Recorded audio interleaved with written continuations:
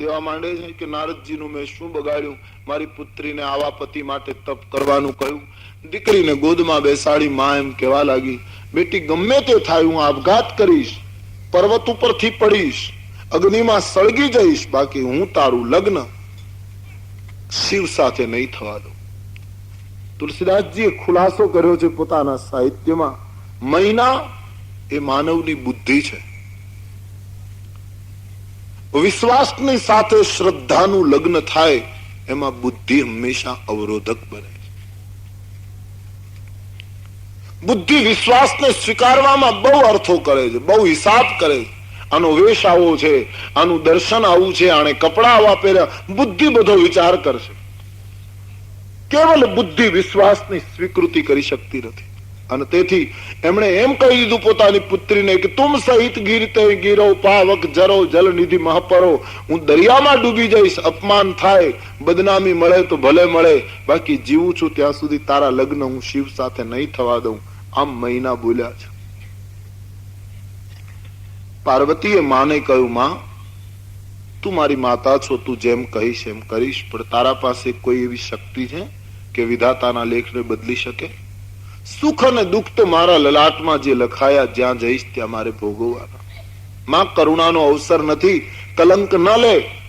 પુત્રી માતાને સમજાવે છે. એ જ વખતે ગામમાં નારદ અને સપ્તઋષિઓ આવે છે. રાજભવનમાં નારદજી આવ્યા અને મહારાણી મહિનાને પછી તો સન્માન કર્યું, સંત આવ્યા એટલે, પણ ભાવ શૂન્ય સન્માન હતું. નારદજીએ મહિનાને કહ્યું, મને ખબર છે તમને મારા તરફ રોષ છે. મેં તમારી પુત્રીને દીક્ષા આપી અને શિવ એને મળ્યા, તમે થોડા મારા તરફ નારાજ છો, હું જાણું, પણ દેવી તમને ખબર નથી કે આ તમારી પુત્રી કોણ છે અને શિવ કોણ છે. નારદજીએ સ્પષ્ટતા કરી, આ તમારી પુત્રી ગયા જન્મમાં દક્ષની પુત્રી હતા, શિવ સાથે લગ્ન થયેલા. એકવાર શંકરની સાથે અગસ્ત પાસેથી કથા સાંભળીને પાછા ફરતા રામ દર્શન થયા. તમારી પુત્રીએ સીતાનું રૂપ લઈને રામની કસોટી કરી, એટલા માટે એમણે એનો ત્યાગ કર્યો શિવજીએ, અને દક્ષના યજ્ઞમાં બળી ગયેલી આ કન્યા આજ તમારે ઘરે ફરીવાર જન્મી છે. આ તો આદ્ય શક્તિ છે. મહિના આંખ ખોલો, તમારી પુત્રી એ તો તમારું સદભાગ્ય, બાકી આ તો આદિ અનાદિ શક્તિ છે. આખી કથા પાર્વતીની કહી. શંકર કોણ છે એ સમજાયું. તમામ મહિલાઓ પાર્વતીને વંદન કરવા લાગ્યા. મૂળ તત્વનો ખ્યાલ આવ્યો. આનો અર્થ એમ થાય કે આપણા ઘરમાં જ શક્તિ હોય, આપણા દ્વાર પાસે જ શિવ ઉભા હોય, પણ નારદ જેવો સંત જ્યાં સુધી સમજાવે નહીં ત્યાં સુધી સ્પષ્ટતા થતી નથી. એટલા માટે જ ભારતીય પરંપરાએ સંત અને ગુરુનું માધ્યમ પહેલેથી સ્વીકાર્યું છે. હું 2 દિવસથી અવારનવાર કયા જ કરું કે દરેક વ્યક્તિમાં તત્વ તો પડ્યું જ છે. નારદ જેવો કોઈ સંત એને ખોલી બતાવે. ઉપરથી કોઈનામાં નાખવું પડતું નથી. ઉપરથી લાદવાનો પ્રયાસ બિલકુલ અસફળ સાબિત થયો છે.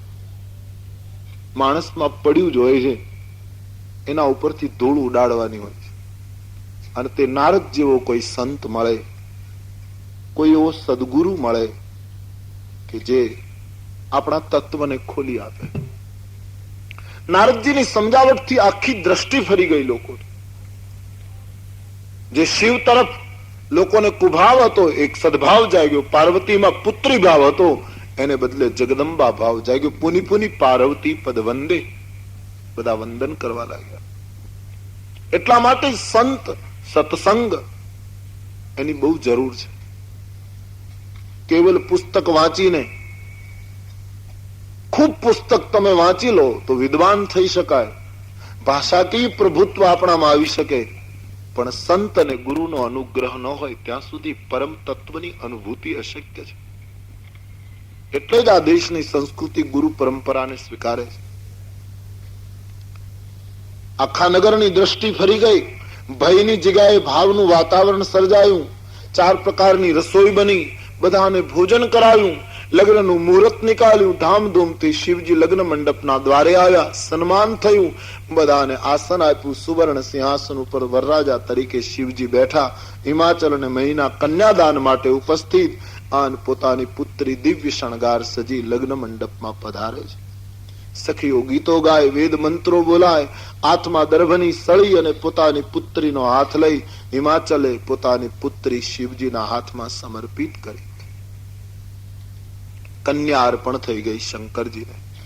ગણપતિજીનું પૂજન થયું, કુળદેવતાની પૂજા થઈ, 4 મંગલ ફેરા ફરાયા, લગ્ન વિધિ સંપન્ન થયો. બુદ્ધિ અને વિચાર દરેક વ્યક્તિમાં હોય છે. આપણા માણસમાં બુદ્ધિ પણ હોય છે, વિચાર પણ હોય છે. બુદ્ધિ એટલે મહિના, વિચાર એટલે હિમાચલ. પ્રત્યેક વ્યક્તિના વિચારો અને એની બુદ્ધિ શ્રદ્ધા અને વિશ્વાસના હાથમાં જો સોંપી દે તો એનું જીવન કૃતાર્થ થાય. શ્રદ્ધા વિશ્વાસને શરણે સુપ્રત થઈ જવી જોઈએ. શ્રદ્ધાની માંગમાં વિશ્વાસે સિંદૂર પૂરવો જોઈએ. શ્રદ્ધાનું કન્યાદાન અપાઈ ગયું. પાર્વતી શંકરજીની દાસી બની ચુક્યા. હિમાચલ મહારાજે સજળ નેત્રે શંકરજીના ચરણારવિંદમાં દાઈજાની બધી ચીજ વસ્તુ મૂકી પોતાની પુત્રી માટે પોતાની લાગણી વ્યક્ત કરતા કહ્યું, દાઈજ દિયો બગુ પાતિ પુની કરજોરી હિમ ભૂધર કહો કાદેવ પૂરન કામ શંકર ચરણ પંકજ ગહીર હો કાદેવ પૂરન કામ શંકર ચરણ પંકજ ગહીર હો. મહારાજ હું આપને શું આપું? હિમાચલ કહે, આપ તો કામનાથી પરિપૂર્ણ છો. સમુદ્રની અંદર એક ઘડો પાણી કોઈ અર્પણ કરે તો સમુદ્રને શું આપ્યું કહેવાય? આપ તો પૂર્ણ કામ છો પ્રભુ. હું તો આપની પાસે એક વસ્તુ માંગુ. નાથ ઉમા મમ પ્રાણ સમ ગૃહ કિંકરી કરેહુ. આ અમારી ઉમા અમારા પ્રાણ સમાન પ્રિય છે, એને તમારા ઘરની દાસી બનાવો. એની કોઈ ભૂલ થાય તો એના માતા પિતાના સંસ્કારની ભૂલ છે માની અમારી પાર્વતીને ક્ષમા આપજો. આમ કહી હિમાચલ નિવેદન કરે. શંકરજી દરેક રીતે સંતુષ્ટ કરે પોતાના સસરાને. ગામમાં શહનાઈઓ વાગી. કન્યા વિદાયની ઘડી નજીક આવી. પાર્વતી પતિને ઘરે જવા માટે તૈયાર. માતા પિતાને મળે છે. પાર્વતીએ મહિનાને વંદન કર્યા. મહિના વિધાતાને દોષ દેવા લાગ્યા કે વિધાતા એ સ્ત્રીનું સર્જન શું કામ કર્યું? કત વિધિ નારી સૃજી જગમાહી પરાધીન સપને હું સુખ નાહી. એ વિધિ તે જગતમાં સ્ત્રી શું કામ બનાવી? અને બિલકુલ સાચી વાત છે. ઈશ્વરની સૃષ્ટિમાં નર અને નારી એમાં ઈમાનદારી પૂર્વક આપણે કબૂલ કરવું રહ્યું કે સ્ત્રી જેટલો ત્યાગ અને સમર્પણ કરી શકે એટલું પુરુષ ન કરી શકે. અને તેથી જ ભારતના તત્વવેતાઓએ સ્ત્રીની મુક્તિ સહજ બતાવી.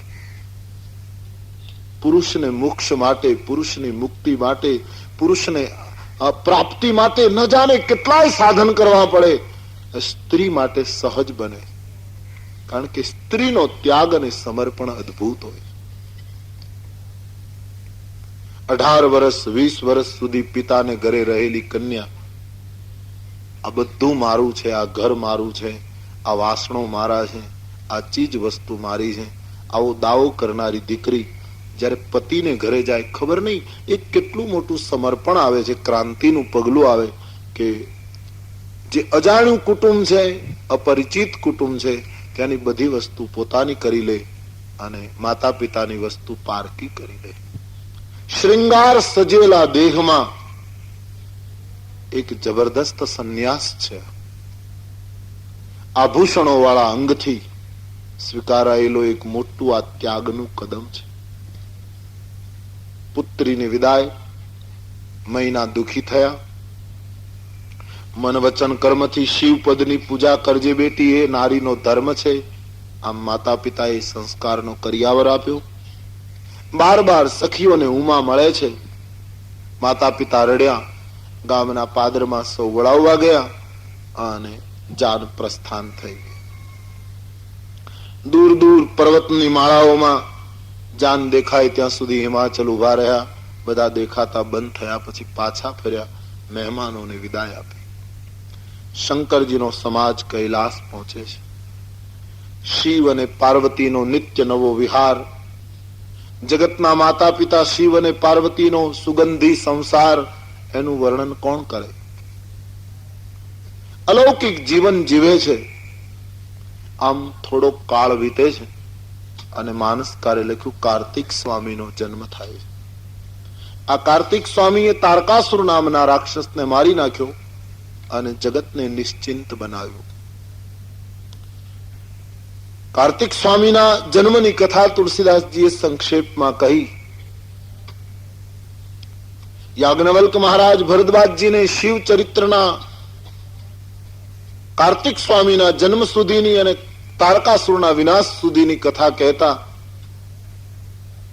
એમ બોલતા સંભળાયા કે હે ભરદ્વાજજી, શંકરજીનું ચરિત્ર એ તો સમુદ્ર છે. ચરિત સિંધુ ગિરિજારમન બેદન પાવહી પાર બરને તુલસીદાસ કિમી અતિમતિ મંદ ગવાર. ચરિત્ર શંકરજીનું એ તો સમુદ્ર છે. તુલસી કહે એનો પાર કેમ પામી શકાય? રામાયણ અને રામ જન્મની પૂર્વ ભૂમિકા શિવ ચરિત્રમાં બંધાઈ ગઈ. રામાયણનો જન્મ જ્યારે આવી રીતનું વાતાવરણ કોઈ પણ વ્યક્તિના જીવનમાં, સમાજના જીવનમાં કે રાષ્ટ્ર જીવનમાં જ્યારે ઉત્પન્ન થાય ત્યારે રામાયણનું પ્રાગટ્ય થાય. શિવ અને પાર્વતી લગ્ન ગ્રંથિથી જોડાવા જોઈએ. એને ઘરે કાર્તિક સ્વામીનો જન્મ થવો જોઈએ. શંકરના બે પુત્રો કાર્તિક સ્વામી અને ગણપતિ. તુલસીદાસજી આ બધાના અર્થો કર્યા છે. શિવ એટલે વિશ્વાસ, પાર્વતી એટલે શ્રદ્ધા. માણસના જીવનમાં શ્રદ્ધા અને વિશ્વાસ લગ્ન ગ્રંથિથી જોડાય તો એને ત્યાં જેનો જન્મ થાય એનું નામ કાર્તિક. કાર્તિક સ્વામીને તુલસીદાસજી પુરુષાર્થ કહે. એક સાચા પુરુષાર્થનો જન્મ થાય. પણ કેવલ પુરુષાર્થ માણસમાં હોય અને વિવેક ન હોય તો એ પુરુષાર્થ ઘાતકી સાબિત થાય. કોઈ પણ પુરુષાર્થમાં વિવેક જોઈએ. એટલે શંકરજીના બીજા પુત્ર ગણપતિ જે વિવેકનું પ્રતીક છે. કેવો પુરુષાર્થ કરવો, કેવો ન કરવો, એનો વિવેક. તો શ્રદ્ધા અને વિશ્વાસનું લગ્ન થાય. પુરુષાર્થ અને વિવેક બંને ભાઈ હોય એને ઘરે રિદ્ધિ સિદ્ધિઓનો ઢગલો થાય. અને આવી રીતનું સંકલન જયારે પ્રત્યેક વ્યક્તિના જીવનમાં સધાય પછી એમાંથી રામાયણની ગંગા પ્રગટે, એમાંથી રામનું પ્રાગટ્ય થાય. મારે તમારે જીવનમાં રામને પ્રગટાવવા શંકરજીના વિવાહની કથાની પાછળનો આ હેતુ છે. ચરિત્ર કહેતા કહેતા યાજ્ઞવલ્કજીએ ભરદ્વાજજીની સામે જોયું તો નેત્રો સજળ જોયા. મહર્ષિ, હા પ્રભુ, આપે મને રામ કથા પૂછી હતી છતાં મેં શિવ કથા કહી. આપને એમ તો નથી થયું ને કે વક્તાએ વિષયાંતર કર્યો? બોલે ના પ્રભુ, આપ બોલતે જાઓ, બસ આપની કથા સાંભળતા તૃપ્તિ નથી થતી. શંકરજી એની કથાનો ઉપસંહાર કરતા યાજ્ઞવલ્કજીએ સ્પષ્ટતા કરી. ભરદ્વાજજી, મેં પ્રથમ શિવજીની કથા કહીને તમારો મર્મ જાણી લીધો, કારણ કે મારે જોવું હતું શિવ ચરિત્રમાં તમને પ્રેમ ન થાય તો રામ કથાનો અધિકાર તમને મળી શકે. જે વ્યક્તિને શિવજીમાં પ્રેમ ન જાગે, શિવજીમાં ભાવ ન જાગે, એને રામ ભક્તિનો અધિકાર સાંપડતો નથી. જેને રામ ભક્તિ કરવી હોય, કૃષ્ણ ભક્તિ કરવી હોય, એને શિવ ઉપાસના કરવી જ રહી. શિવ ઉપાસના વગર રામ ભક્તિ શક્ય નથી. આપણે ત્યાં તો કરુણા છે. રામકૃષ્ણને માનનારા શિવ શબ્દથી પણ ભડકે છે. શંકરના મંદિરે ન જાય. રામકૃષ્ણની ભક્તિ કરનારને તમે શંકરનો પ્રસાદ આપો તો નહીં લે. એમ કે છે કે અમારાથી આ પ્રસાદ ન લેવાય, શંકરનો પ્રસાદ. ધર્મની અંદર કેવી જડતા આવી ગઈ.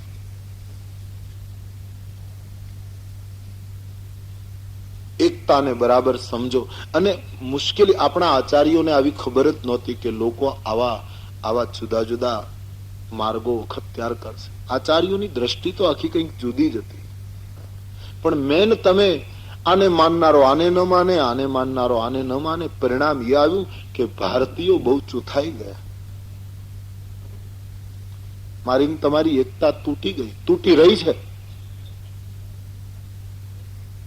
અને એ સમાજ માટે સારી નિશાની નથી. આજે દરેક ધર્મ તમે લો, દુનિયાના જે મોટા મોટા 14 ધર્મો કહેવાય, 13-14 જે ગણતરી છે, એની એકતાની સામે આ તો પૂર્ણ સત્ય આપણા સનાતન ધર્મમાં યુગોથી ચાલ્યો આવ્યો છે. એટલે આ સત્યને કોઈ તોડી શકતું નથી. નહીતર આટલા વિરોધાભાસ, આટલું ઘર્ષણ, આટલા છૂટાછવાયા માણસો હોય એ પ્રજાને પરાજિત કરવી બહુ સહેલી થઈ જાય. એક બનો. ત્રયી સાંખ્યમ યોગ પશુપતિમતમ વૈષ્ણવ મિતિ પ્રભિન્ને પ્રસ્થાને પરમિદ મદ પથ્યમિતિ ચ રુચિનામ વૈચિત્ર્યામ રજુકુટિલ નાના પથજુષામ નૃણામેકો ગમ્યસ્ત્વમસી પૈસા મર્ણવ. અંતે એક જ તત્વ સધાવવું જોઈએ બસ. પણ આને માનનારો માને એનો વાંધો નથી, પણ એ તો હવે સમાજ જરાક સુધરતો થયો, સમાજ સાવધાન થયો, એટલે જાહેરમાં મારે તમારે બધાને બોલવું પડે છે કે બધું એક છે. બાકી પાછા નાના નાના વાડામાં બેઠેલા પાછા ખાનગીમાં એનો એ પ્રચાર કરે કે આપણું જ પકડી રાખો. જાહેરમાં તો છૂટકો નથી, ન બોલે તો લોકો ફેંકી દે. આજ સમાજમાં સળવળાટ પેદા થયો.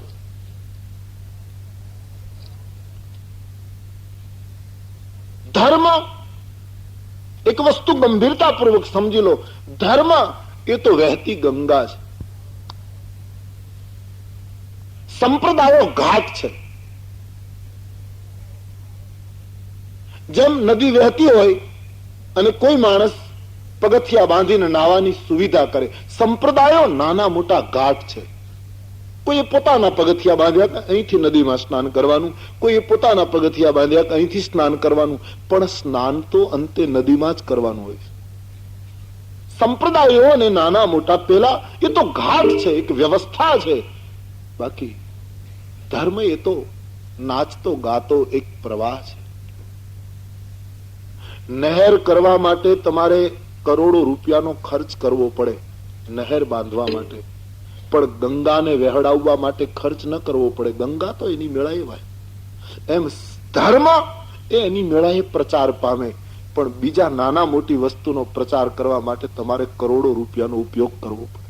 ક્योंकि ये तुम्हारी नहर है, वो गंगा नहीं है, ये तुम्हारी बनी बनाई नहर है. તો ધર્મ આજ સુધીમાં ગંગાએ કોઈ દિવસ ગંગાના માટે પ્રચાર કરવો પડ્યો છે કોઈને? चट्टानों को तोड़ती हुई, पर्वतों को तोड़ती हुई अपनी मस्ती में चली जा रही. सनातन संस्कृति, भारतीय संस्कृति युगोથી અનેક અવરોધોને એની મસ્તીથી પાર કરતી કરતી બસ વહી રહી છે. સારું છે સંપ્રદાયના ઘાટ દ્વારા લોકો સ્નાન કરે, એની ના પણ નથી, પણ એનો અર્થ એમ નથી કે પગથિયા જ પકડાઈ જાય, પ્રવાહ ચુકાઈ જાય. લોકોએ પગથિયા પકડી લીધા, બસ આ જ સાચું. બુદ્ધ એમ કહેતા હતા કે ચંદ્રની સામે જુઓ, તો કાલાંતરે એવું થયું કે લોકો ચંદ્રની સામે જોવાને બદલે બુદ્ધની આંગળી જ પકડીને બેસી. પ્રવાહમાં સ્નાન કરવાનું હતું, પ્રવાહમાં નાવાનું હતું, પ્રવાહનું પાણી પીવાનું હતું, એને બદલે લોકો પગથિયાને પ્રાપ્તિ માનવા માંડ્યા. મારું કહેવાનો અર્થ, માણસ તૂટતો જાય છે આના પરિણામ. તો શિવને માનનાર રામકૃષ્ણને ન માને, રામકૃષ્ણને માનનાર શિવને ન માને. અરે શિવ અને રામકૃષ્ણમાં તો હજી વર્ણનમાં આમ જુદું દેખાય, હરિહર શબ્દ જુદા લાગે, પણ આપણે ત્યાં તો કૃષ્ણને માનનારામાં કેટલા તફાવત. મારો અનુભવ છે, એક સ્વામીજી મને કહેતા હતા અમદાવાદમાં કે એક ગામમાં અમે કથા કરવા ગયા તો પછી આખું ગામ પરમ વૈષ્ણવનું. પછી સ્વામીજીને એમ થયું કે આ ગામમાં ઓમ નમો નારાયણ કહું તો કદાચ કોઈ નહીં બોલે, કારણ કે વૈષ્ણવોનું ગામ છે. એટલે સ્વામીજીને એમ થયું એ લોકોને તકલીફ થાય એવું આપણે નહીં કરવું. એટલે સ્વામીજીએ કહ્યું બધાને જય શ્રી કૃષ્ણ.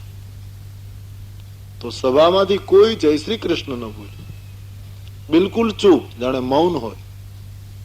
સ્વામીજીને થયું કદાચ લોકોએ સાંભળ્યું નહીં હોય. એને બીજી વાર જોરથી કહ્યું બધા વૈષ્ણવોને જય શ્રી કૃષ્ણ.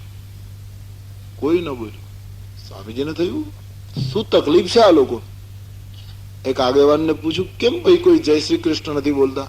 બોલે અમારે જય શ્રી કૃષ્ણ ન બોલાય, અમે કૃષ્ણને માનીએ, અમે વૈષ્ણવ, પણ અમે જય શ્રી કૃષ્ણ ન બોલાય. તો અમારે તો જય જય શ્રી ગોકુલેશ બોલાય. તમે ગોકુલેશ બોલો તો અમે બોલીએ, જય શ્રી કૃષ્ણ. કેવી કરુણા આવી ગઈ છે આપણા ધર્મમાં. મેં તો સાંભળ્યું છે એટલે કઉ છું.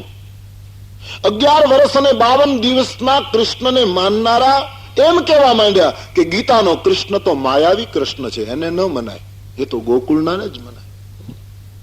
આ કેવી કરુણા છે ધર્મની.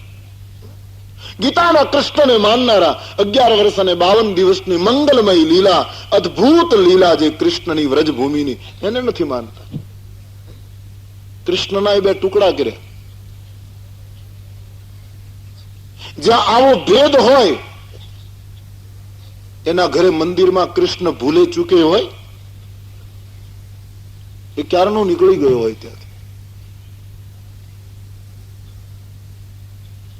એકતા સધાવી જોઈએ. આજે તમને મને જો ચિંતાનો વિષય બનતો હોય તો મારી તમારી એકતા તૂટી રહી છે. આજે કરોડો રૂપિયા ખર્ચાઈ રહ્યા છે તમારા ધર્મમાંથી લોકોને ધર્માંતર કરવા માટે.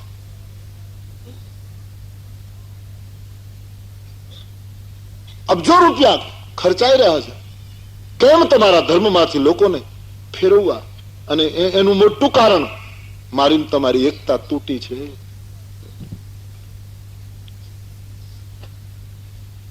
એક બનવું જોઈએ માણસ. ભારતીય સંસ્કૃતિએ ધર્મના નામે કોઈ દિવસ કોઈના ઉપર પ્રહાર નથી કર્યો, પણ જ્યારે જ્યારે મારી તમારી એકતા તૂટી છે ત્યારે આવા પરિબળો કામે લાગે.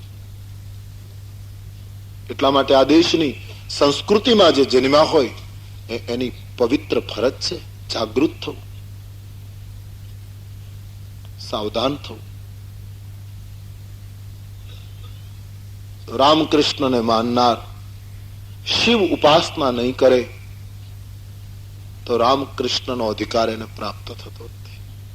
એક બનો.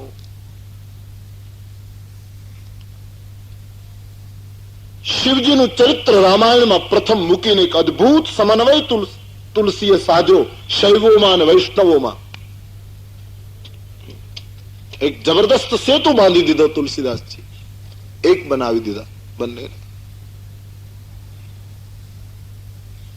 પ્રથમ કહા મેં શિવ ચરિત્ર બૂજા મરમ તુમાર. રામાયણમાં પ્રથમ શિવ ચરિત્ર, પછી રામની કથા. ભગવાન શ્રી કૃષ્ણ શ્રાવણ મહિનામાં જન્મે. શું કામ શ્રાવણ મહિનામાં જન્મે? શ્રાવણ મહિનો તો શંકરજીની ઉપાસનાનો મહિનો છે, એમાં તો શંકરજીની વાત હોવી જોઈએ, પણ ઉપાસના શંકરની અને જન્મ કૃષ્ણનો. આ કેવું વિચિત્ર છે. પણ એ આપણા સંસ્કૃતિના આચાર્યોનો સમન્વય છે કે આખો શ્રાવણ મહિનો, શ્રાવણ મહિનાના ઉત્તરાર્ધ સુધી તમે શંકરજીની ઉપાસના કરો તો પછી તમારે ત્યાં કૃષ્ણનો જન્મ થાય. પ્રથમ શિવ પૂજા, બાદ મેં કૃષ્ણનું આગમન. પ્રથમ શિવ ચરિત્ર, બાદ મેં રામનું આગમન. આ છે એક સમન્વય. તુલસીદાસજી વર્ણન કરે છે. આજે આપણો સમન્વય નથી, આજે આપણી એકતા તૂટી રહી છે. એટલા માટે આ મુશ્કેલી છે.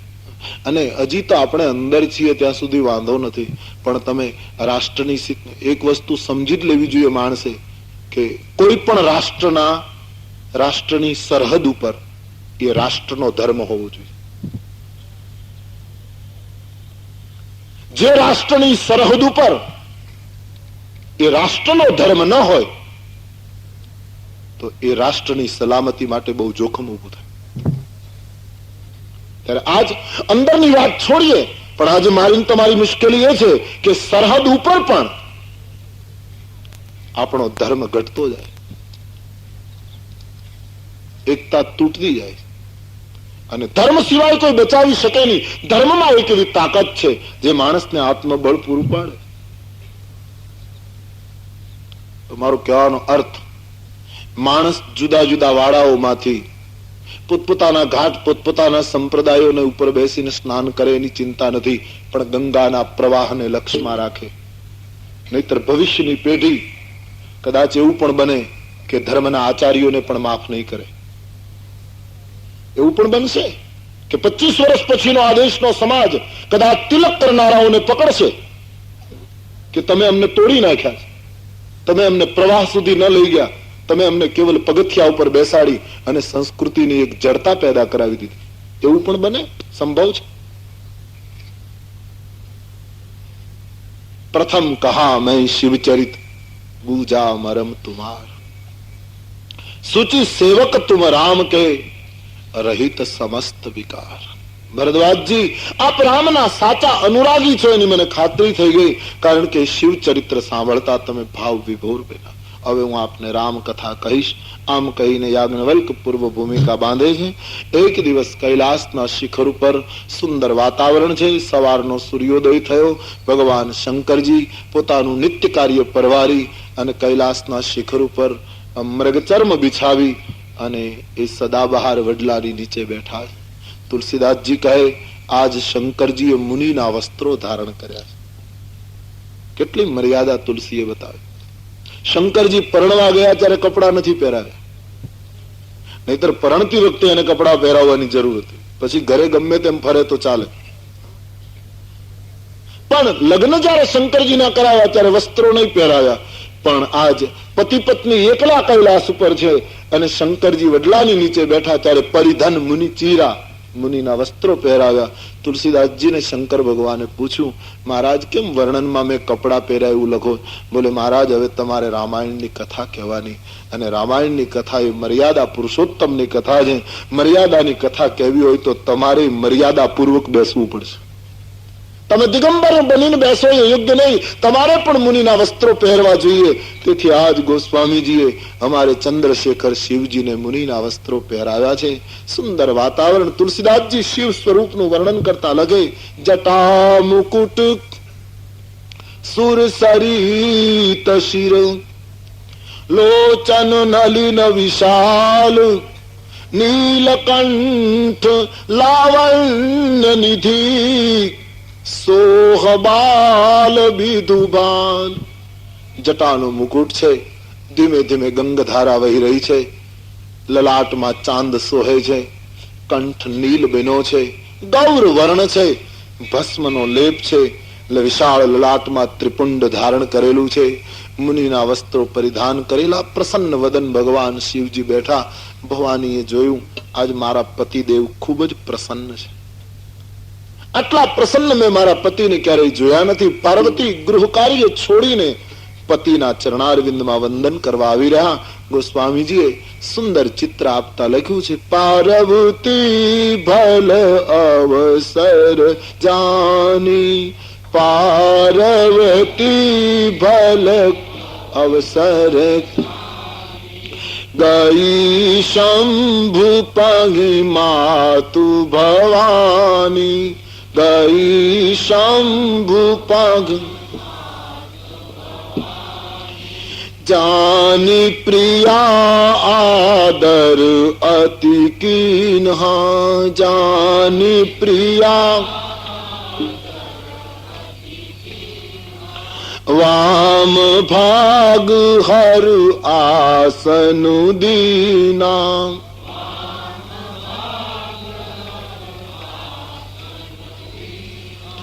વામ ભાગ હર આસન દીના.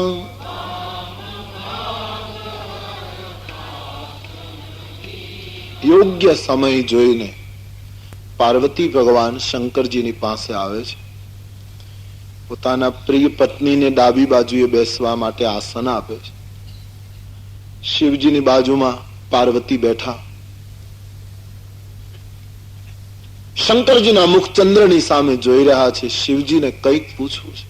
કથા જો સકલ લોક હિતકારી, સમગ્ર લોકનું કલ્યાણ કરનારી કથાને શૈલકુમારી પૂછવાની ઈચ્છા રાખે. ભગવાન શિવજીને વંદન કરી પાર્વતીએ કહ્યું, પ્રભુ આજ આપ ખૂબ જ પ્રસન્ન છો. મહારાજ, મારા મનમાં કેટલાય સમયથી અમુક પ્રશ્નો ઘૂમે છે, પ્રશ્નો પૂછી લઉં? પૂછો દેવી. મહારાજ, પૂછતા થોડોક સંકોચ થાય છે, પણ કલ્પવૃક્ષની નીચે જેનું ઘર હોય એને દારિદ્ર્યનું દુઃખ ન હોય પ્રભુ. કલ્પવૃક્ષની છાયામાં રહેવા છતાં જો દરિદ્રતા રહે તો કાં તો વ્યક્તિને કલ્પવૃક્ષના ગુણની ખબર નથી, અને કાં તો એ વૃક્ષ કલ્પવૃક્ષ નથી. આપના ચરણની દાસી બનીનું બેઠી હોઉં, વિશ્વાસની છાયામાં હોઉં, અને મારા મનનું સમાધાન ન થાય તો કેવું દુર્ભાગ્ય. પૂછો દેવી. બોલે, પ્રભુ પહેલાના જેવો મારા મનમાં કોઈ મોહ નથી, પણ એક જિજ્ઞાસાથી પ્રશ્ન પૂછું છું. શું? સતી પ્રશ્ન પૂછે છે. આ પ્રશ્નોમાંથી રામાયણનો જન્મ થાય છે. ભગવાન શંકરજીને કહ્યું, મહારાજ, ગયા જન્મમાં હું દક્ષની પુત્રી હતી, તમારી સાથે કથા સાંભળીને આવતી હતી. રસ્તામાં રામ દર્શન થયા, મને શંકા પડી, મેં સીતાનું રૂપ લઈને કસોટી કરવા ગઈ, એમાં હું નિષ્ફળ ગઈ. તમે મારો ત્યાગ કર્યો, તમારું અપમાન સહન ન થયું એટલે મેં દેહ બાળી દીધો દક્ષના યજ્ઞમાં. બીજો જન્મ હિમાચલ ને ત્યાં થયો, ખૂબ તપ કર્યું, તમને મેળવી શકી, તમારા ચરણની દાસી બની. પણ પ્રભુ, આટલું વીત્યું મારા મન ઉપર, પણ હજી મનને સમાધાન થતું નથી કે રામ બ્રહ્મ છે કે મનુષ્ય છે. હજી મહારાજ, એ દંડિકા રણનું ચિત્ર મારી સામે દેખાયા કરે છે કે રામજી વૃક્ષોને પૂછતા હતા, તુમ દેખી સીતા મૃગ નયની, મૃગને પૂછતા હતા, પશુ પંખીને. ઈશ્વર આવું કેમ કરી શકે મહારાજ? રાજકુમાર હોય તો એને બ્રહ્મ કેમ કહી શકાય? બ્રહ્મ હોય તો એ રાજકુમાર કેમ થઈ શકે? વ્યાપક વ્યક્તિ કેમ બની શકે? સર્વજ્ઞ આવો અલ્પજ્ઞ કેમ બની શકે? જેને યોગ વિયોગ લાગુ ન પડે એ વિરહમાં રુદન કેમ કરે? મહારાજ, મારા મગજમાં ઉતરતું નથી, આપ મને સમજાવો. અને કદાચ તમે એમ કહેવા માંગો કે સાક્ષાત બ્રહ્મ મનુષ્ય રૂપે અવતર્યા હતા, ઈશ્વરને લીલા કરવાની ઈચ્છા થઈ તો બધું કરી શકે. એમ જો તમે કહેવા ઈચ્છતા હો તો મહારાજ, એને અવતાર લેવાનું કારણ શું? એક કારણ બતાવો. એની બાળ લીલાનું વર્ણન કરો, એમના લગ્નની કથા કહો, રાજ્યાભિષેકની કથા કહો, વનમાં શું કામ ગયા તે કથા કહો, સીતાના અપહરણની કથા કહો, હનુમાનજીની મુલાકાતની કથા કહો, રીછ અને વાનરના સંસર્ગની કથા કહો, હનુમાનજી લંકા ગયા તે કથા કહો, સેતુ બંધ બાંધ્યો તે કથા કહો, રાવણ ઉપર ચડાઈ કરી તે કથા કહો, રાવણ આદિ રાક્ષસોનો વિનાશ કરી રામ પાછા અયોધ્યા આવ્યા, રામ રાજ્યનું સ્થાપન થયું તે કથા કહો. પછી આપને સમય હોય તો રામ સ્વધામ કઈ રીતે ગયા તે કથા કહો. ઉપરાંત જ્ઞાન, ભક્તિ, વૈરાગ્ય, કર્મ, માયા, આ બધા જ કઠિન સિદ્ધાંતોને પણ સમજાવો. અને ભવાનીએ પૂછતા પૂછતા એમ પણ પૂછી લીધું કે કદાચ મહારાજ પૂછવામાં કોઈ ચીજ બાકી રહી ગઈ હોય તો તમારે કંઈ પણ છુપાવ્યા વગર બધી વાત મારે આગળ ખુલ્લી કરવાની. જો કે હું સ્ત્રી છું મહારાજ, અનાધિકારી છું, પણ આપના ચરણની દાસી છું. મેં એમ સાંભળ્યું છે મહારાજ, ગૂઢમાં ગૂઢ તત્વને સંતો છુપાવતા નથી, જ્યાં જિજ્ઞાસુ અધિકારી પ્રાપ્ત થાય. આપને જો હું લાયક લાગતી હોઉં તો પ્રભુ મને સમગ્ર કથા સંભળાવો.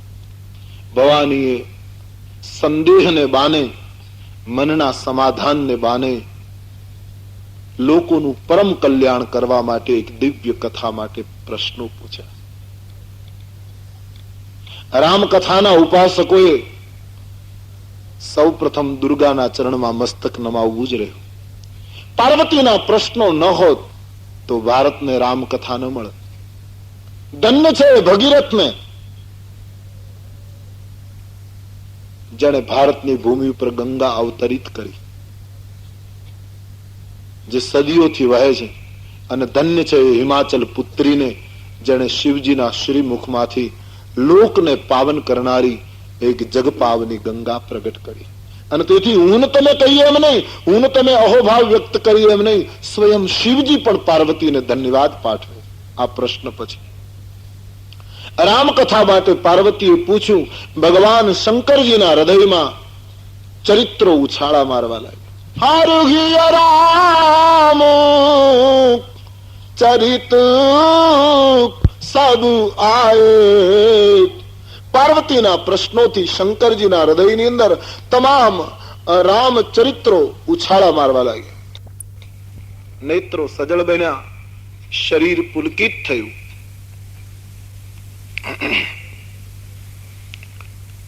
બે ક્ષણ માટે ભગવાન શંકર સમાધિસ્થ થયા. મગન ધ્યાન રસ દંડ યુગ પુનિ મન બાહિર કીન. બે ક્ષણ માટે શંકરજી અંતર્મુખ થયા છે.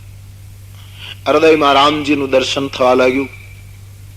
પણ જયારે ભગવત કથા કહેવી છે ત્યારે તો બહિર્મુખ થયા વગર છૂટકો નહોતો. બિલકુલ અંતર્મુખ રહે તો પ્રવચન આપી શકે નહીં. તેથી ભગવાન શંકર હૃદયમાં રામનું દર્શન કરતા કરતા વાણીને ઉચ્ચારવા માટે તૈયાર. થોડી ચોપાઈઓમાં પરમાત્માનું સ્મરણ શંકરજીએ કર્યું છે. કૈલાસના શિખર ઉપર મંગલાચરણ થઈ રહ્યું છે. આપણે પણ એ મંગલાચરણમાં જોડાઈએ.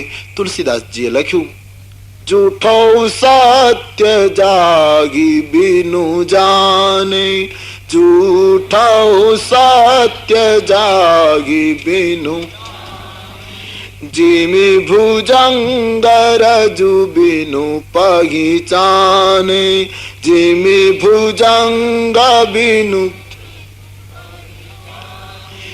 જેહી જાને જગ જાઈ હેરાઈ, જેહી જાને જગ જાઈ, જાગે જથા સપન ભ્રમ જાઈ.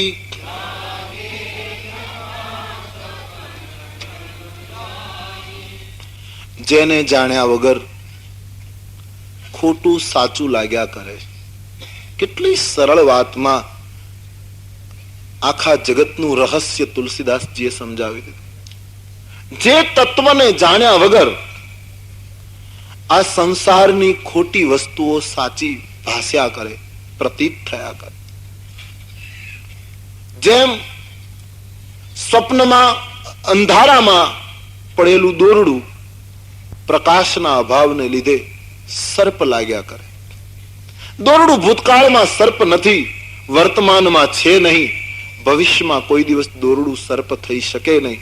પણ અંધકારને લીધે, પ્રકાશની ગેરમોજૂદગીને લીધે માનવીને દોરડું સર્પ દેખાયા કરે. જે તત્વના અનુભવ વગર ખોટી વસ્તુ પણ સાચી લાગ્યા કરે, જે તત્વને જાણ્યા પછી જગતની તમામ ભ્રાંતિનો અંત આવે, જેમ જાગ્યા પછી સ્વપ્ન સૃષ્ટિ ખલાસ થાય, એ તત્વ પરમાત્મા રામ છે.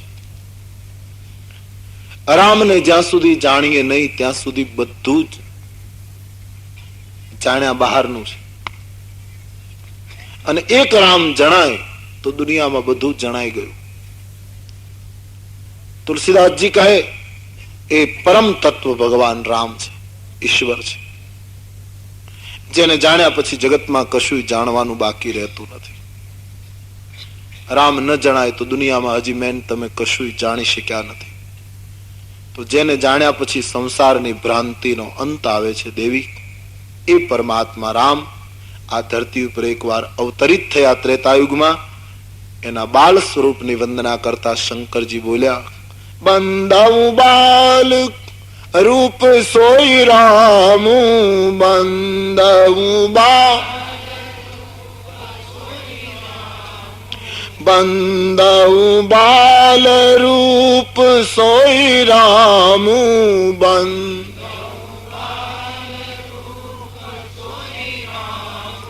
सब सीधी सुलभ जपत जिस नाम, सब सीधी सुलभ जपत, सब सिद्धि सुलभ जपत जिस नाम।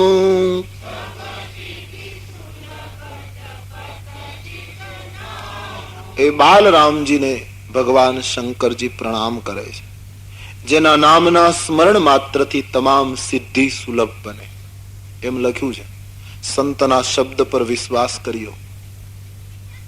એ બાલરામજીના નામનું સ્મરણ કરવાથી સાધકને તમામ સિદ્ધિ સુલભ થઈ જાય. सुलभ सिद्धि सब प्राकृत ही राम कहत जमु हाथ. गोस्वामी जी कहते हैं प्राकृत में तमाम सिद्धि प्राप्त થઈ જાય રામ સ્મરણનો આશ્રય કરે. એ બાળ રૂપને ગોસ્વામીજી વંદન કરતા આગળ લખે મંગલ ભવન અમંગલ હારી.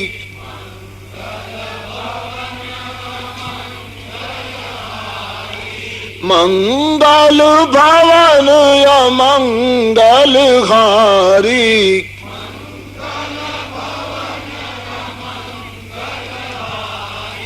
દ્રવઉ સો દશરથ અજીર બિહારી.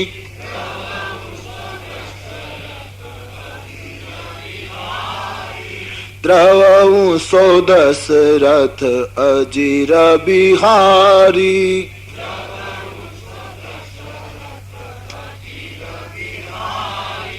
કરી પ્રણામ રામ હિ ત્રિપુરારી. કરી પ્રણામ હર્ષિ સુધા સમ ગીરા ઉચ્ચારી.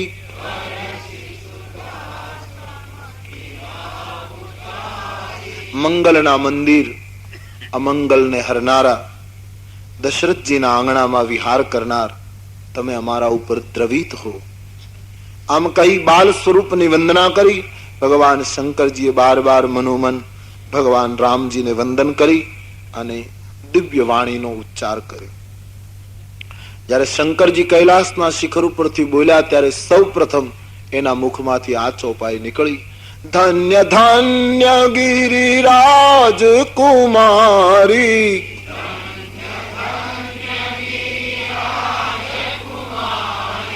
તુલસીદાસજીની ચોપાઈઓ બહુ સીધી અને સહેલી છે. અહીંથી અડધી અડધી જ ગવડાવવામાં આવે છે, એટલે મંડપના છેલ્લા ખૂણા સુધી જે બેઠા હોય એ બધાએ ગાવાની કોશિશ કરો. એ સબ મંત્ર હૈ, એ સબ રૂચાએ હૈ. વેદ મંત્રનું જેટલું મહત્વ એટલી માનસની ચોપાઈઓનું રામાયણના ઉપાસકો માટે મહત્વ છે. તેથી યહાં બેઠે તો ભાવ સે ગાઓ. પછી ક્યારે ગાશો? ઘરે તો રોવાનું જ છે.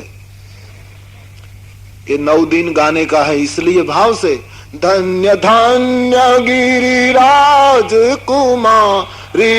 धन्य धन्य धन्य गिरिराज कुमारी. धन्य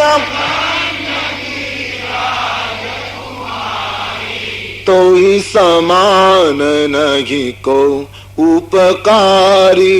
तो ही समान नहीं. पूछे हूँ रघुपति कथा प्रसंगा. पूछे हूँ रघुपति पूछे हूँ रघुपति कथा प्रसंगा. पूछे हूँ सकल लोक जग पावनी गंगा.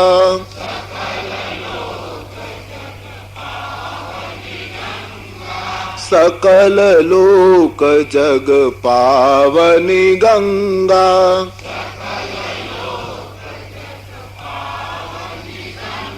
શંકરજીએ પાર્વતીને કહ્યું ધન્ય હો દેવી, ધન્ય હો.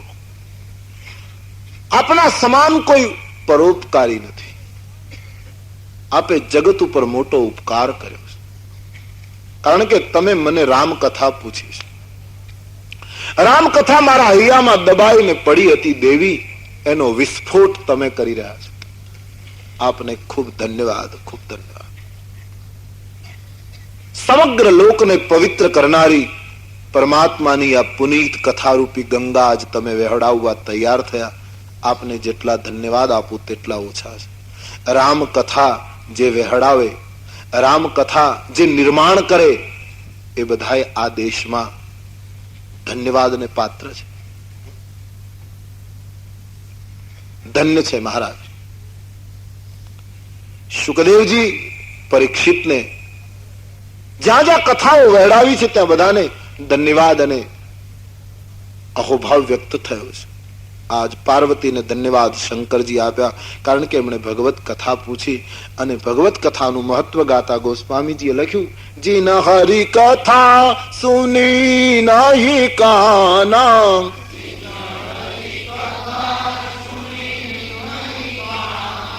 શ્રવણ રંધ્ર અખી ભવન સમાના.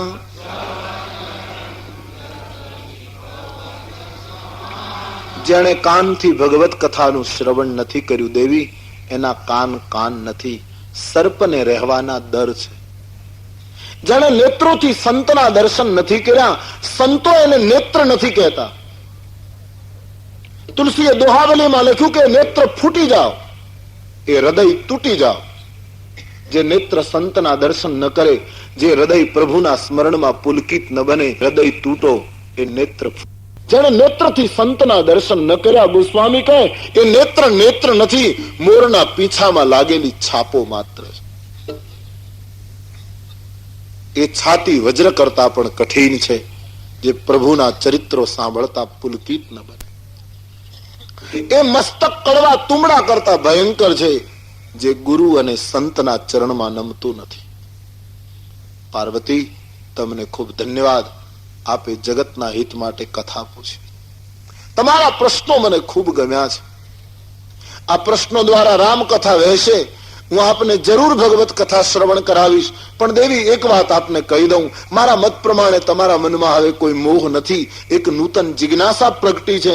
હવે આપ દક્ષના પુત્રી નથી, હવે તો હિમાચલની સ્થિરતામાંથી તમારો જન્મ થયો, એટલે મને તમારી નિષ્ઠા ઉપર ભરોસો છે. પણ દેવી, છતાંય એક વાત મને નથી ગમી. શંકરજી કહે, શું? તમે ભલે અજ્ઞાનતાથી કહ્યું હશે, પણ એક વાત તમારી મને ન રૂચી. તુમ જો કહા રામ કો આના, તમે કહ્યું કે રામ કોઈ બીજું છે, રામ બ્રહ્મ નથી. એ વાત હજી જે તમે કરી રહ્યા છો, વાતો કોણ કરે? આ વેદ અસંમત વાત તો એવા માણસો કરે જેને હાનિ લાભનો ખ્યાલ નથી. દેવી, રામ પૂર્ણ બ્રહ્મ છે, સાક્ષાત બ્રહ્મ છે, સહજ પ્રકાશ સ્વરૂપ છે. દેવી, જેના અંદર કોઈ વસ્તુ નાખવાથી વૃદ્ધિ થતી નથી, જેમાંથી કોઈ વસ્તુ લઈ લેવાથી કમી આવતી નથી, એ તત્વ રામ છે. આપ તો સાક્ષાત દેવી છો. પરમાત્મા રામ એટલે પાર્વતી. વેદો અને શાસ્ત્રોએ જેના માટે આમ ગાયું કે જે પગ વગર ચાલી શકે, હાથ વગર કામ કરી શકે, વાણી વગર બોલી શકે, શરીર વગર બધાને સ્પર્શ કરી શકે, જ્ઞાનેન્દ્રિય વગર બધી સુવાસ લઈ શકે, નેત્ર વગર બધાને જોઈ શકે. આમ વેદો જેને નેતિ નેતિ કહીને પુકારે, વર્ણન કરી કરીને થાકી જાય તો પૂર્ણ જેનું વર્ણન શક્ય નથી, એ પરમેશ્વર, એ પરાત્પર તત્વ ધરતી ઉપર માનવ બનીને આવ્યા, એનું નામ રામ. અને દેવી, પરમાત્મા રામ ધરતી ઉપર શું કામ આવે, એનું કારણ શંકરજીએ બતાવ્યું. વાત સાચી, નિરાકાર બ્રહ્મ ધરતી ઉપર શું કામ સાકાર થાય? રામ રાવણને મારવા માટે ધરતી ઉપર આવે, એ પૂર્ણ સત્ય નથી. કૃષ્ણ કંસને, શિશુપાલને, દંતવક્રને, આ બધાને મારવા માટે જ કૃષ્ણ અવતાર થાય, એ પૂર્ણ સત્ય નથી. આવીને બધાને મારે છે એક વાત જુદી છે, બાકી પૂર્ણ સત્ય એ નથી. ઈશ્વરનો અવતાર રાક્ષસ વિનાશ માટે નથી. ઈશ્વરનો અવતાર ખંડન માટે નથી, ઈશ્વરનો અવતાર મંડન માટે. ઈશ્વરનો અવતાર વિસર્જન માટે નથી, ઈશ્વરનો અવતાર નવસર્જન માટે. વિસર્જન તો એની આંખનો ખેલ છે, ભ્રકુટી બિલાસ સૃષ્ટિ લઈ હોય, એક પલક વારમાં વિસર્જન એના માટે સહજ છે. ઈશ્વર અવતાર વિસર્જન માટે નથી. ઈશ્વર અવતાર સંસારના બગીચામાં અનેક નવા ફૂલ ખીલવવા માટે હોય છે.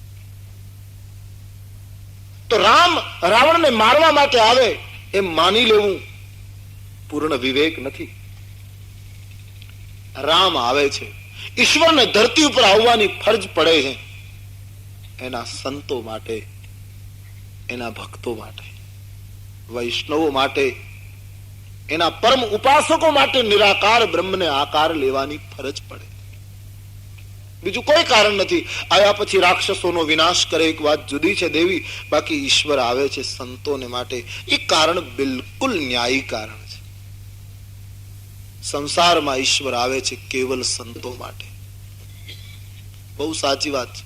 એ તો આવ્યા પછી આપણને લાભ મળી જાય એક વાત જુદી છે, બાકી પરમાત્માનું આગમન કેવલ સંતો કે લીએ. હું તો હંમેશા માનું છું એટલે કહું, સૂરજ ઉગે છે સંતો માટે. હું ને તમે તો પછી વચ્ચે લાભ લઈ લઈએ છીએ, બાકી ઉદય પામે છે સંતો માટે. મને એક વિદ્વાન કહેતા હતા, મને બહુ ગમ્યું, હૃદય સુધી પહોંચી ગઈ એ વાત, મને ગમી. એને કહ્યું કે આ વરસાદ તમે એમ માનો છો કે મનુષ્યો માટે થાય? વરસાદ મનુષ્ય માટે નથી થતો, વરસાદ સંતો અને મૂંગા પશુ પંખી માટે થાય. હું ને તમે તો પછી બીજ વાવી દઈએ ને લાભ લઈ લઈએ છીએ. બારિશ હોતી है पशु पंखी માટે, बारिश होती है संतों की. ये प्रकृति संतों માટે है. ये जो ठाठ है संसार का, ये तो परमात्मा संतों ने लाड लडाववा માટે આ બધી રચના ઊભી કરી. ઉધો મોગે સંત સદા અતિ પ્યારે, ઉધો મોગે સંત સદા અતિ પ્યાર. સંત ઈશ્વરને બહુ પ્રિય તત્વ છે. ઈશ્વર આવે છે સંતો માટે. સુંદરકાંડમાં તો ખુલ્લી ઘોષણા છે, તુમ સારીખે સંત પ્રિય મોરે, ધરઉ દેહ નહીં આન નિહોરે. વિભીષણજી, હું બીજા કોઈ કારણ માટે દેહ ધરતો જ નથી, હું દેહધારી બનું છું સંતો માટે, સંતોના પ્રેમ માટે. ધરતી ઉપર ઈશ્વર આવે છે. સતીના મનનું સમાધાન થાય છે. સંક્ષેપમાં સતી શંકરજીને વારવાર વંદન કરી અને સ્વીકાર કરે છે, મહારાજ મારા મનમાં હવે કોઈ મોહ સંદેહ ભ્રમ નથી. હવે તો બસ એક જ રુચિ જાગી છે કે આપ રામ કથા શ્રવણ કરાવો, પવિત્ર કથા કહો. પાર્વતી એક ભાવથી એકાગ્ર બની, દિવ્ય શ્રોતા બની શંકરજીના ચરણમાં બેઠા છે. ભગવાન શંકર કથાનો તમે વિચાર કરો, આ ક્રાંતિ કહેવાય. યાજ્ઞવલ્ક અને ભરદ્વાજજી ભેગા થાય અને એના સંવાદમાંથી રામાયણની કથા ફૂટે, એ તો સ્વાભાવિક છે. સંતો છે, સંતોની વચ્ચે રામકથા ન હોય તો બીજું શું હોય? પણ પતિ પત્ની એક ગ્રહસ્થ દંપતી બેઠા હોય પોતાને ઘરે અને એના સંવાદમાંથી રામાયણનો જન્મ થાય, આ તુલસીદાસજીની ક્રાંતિ.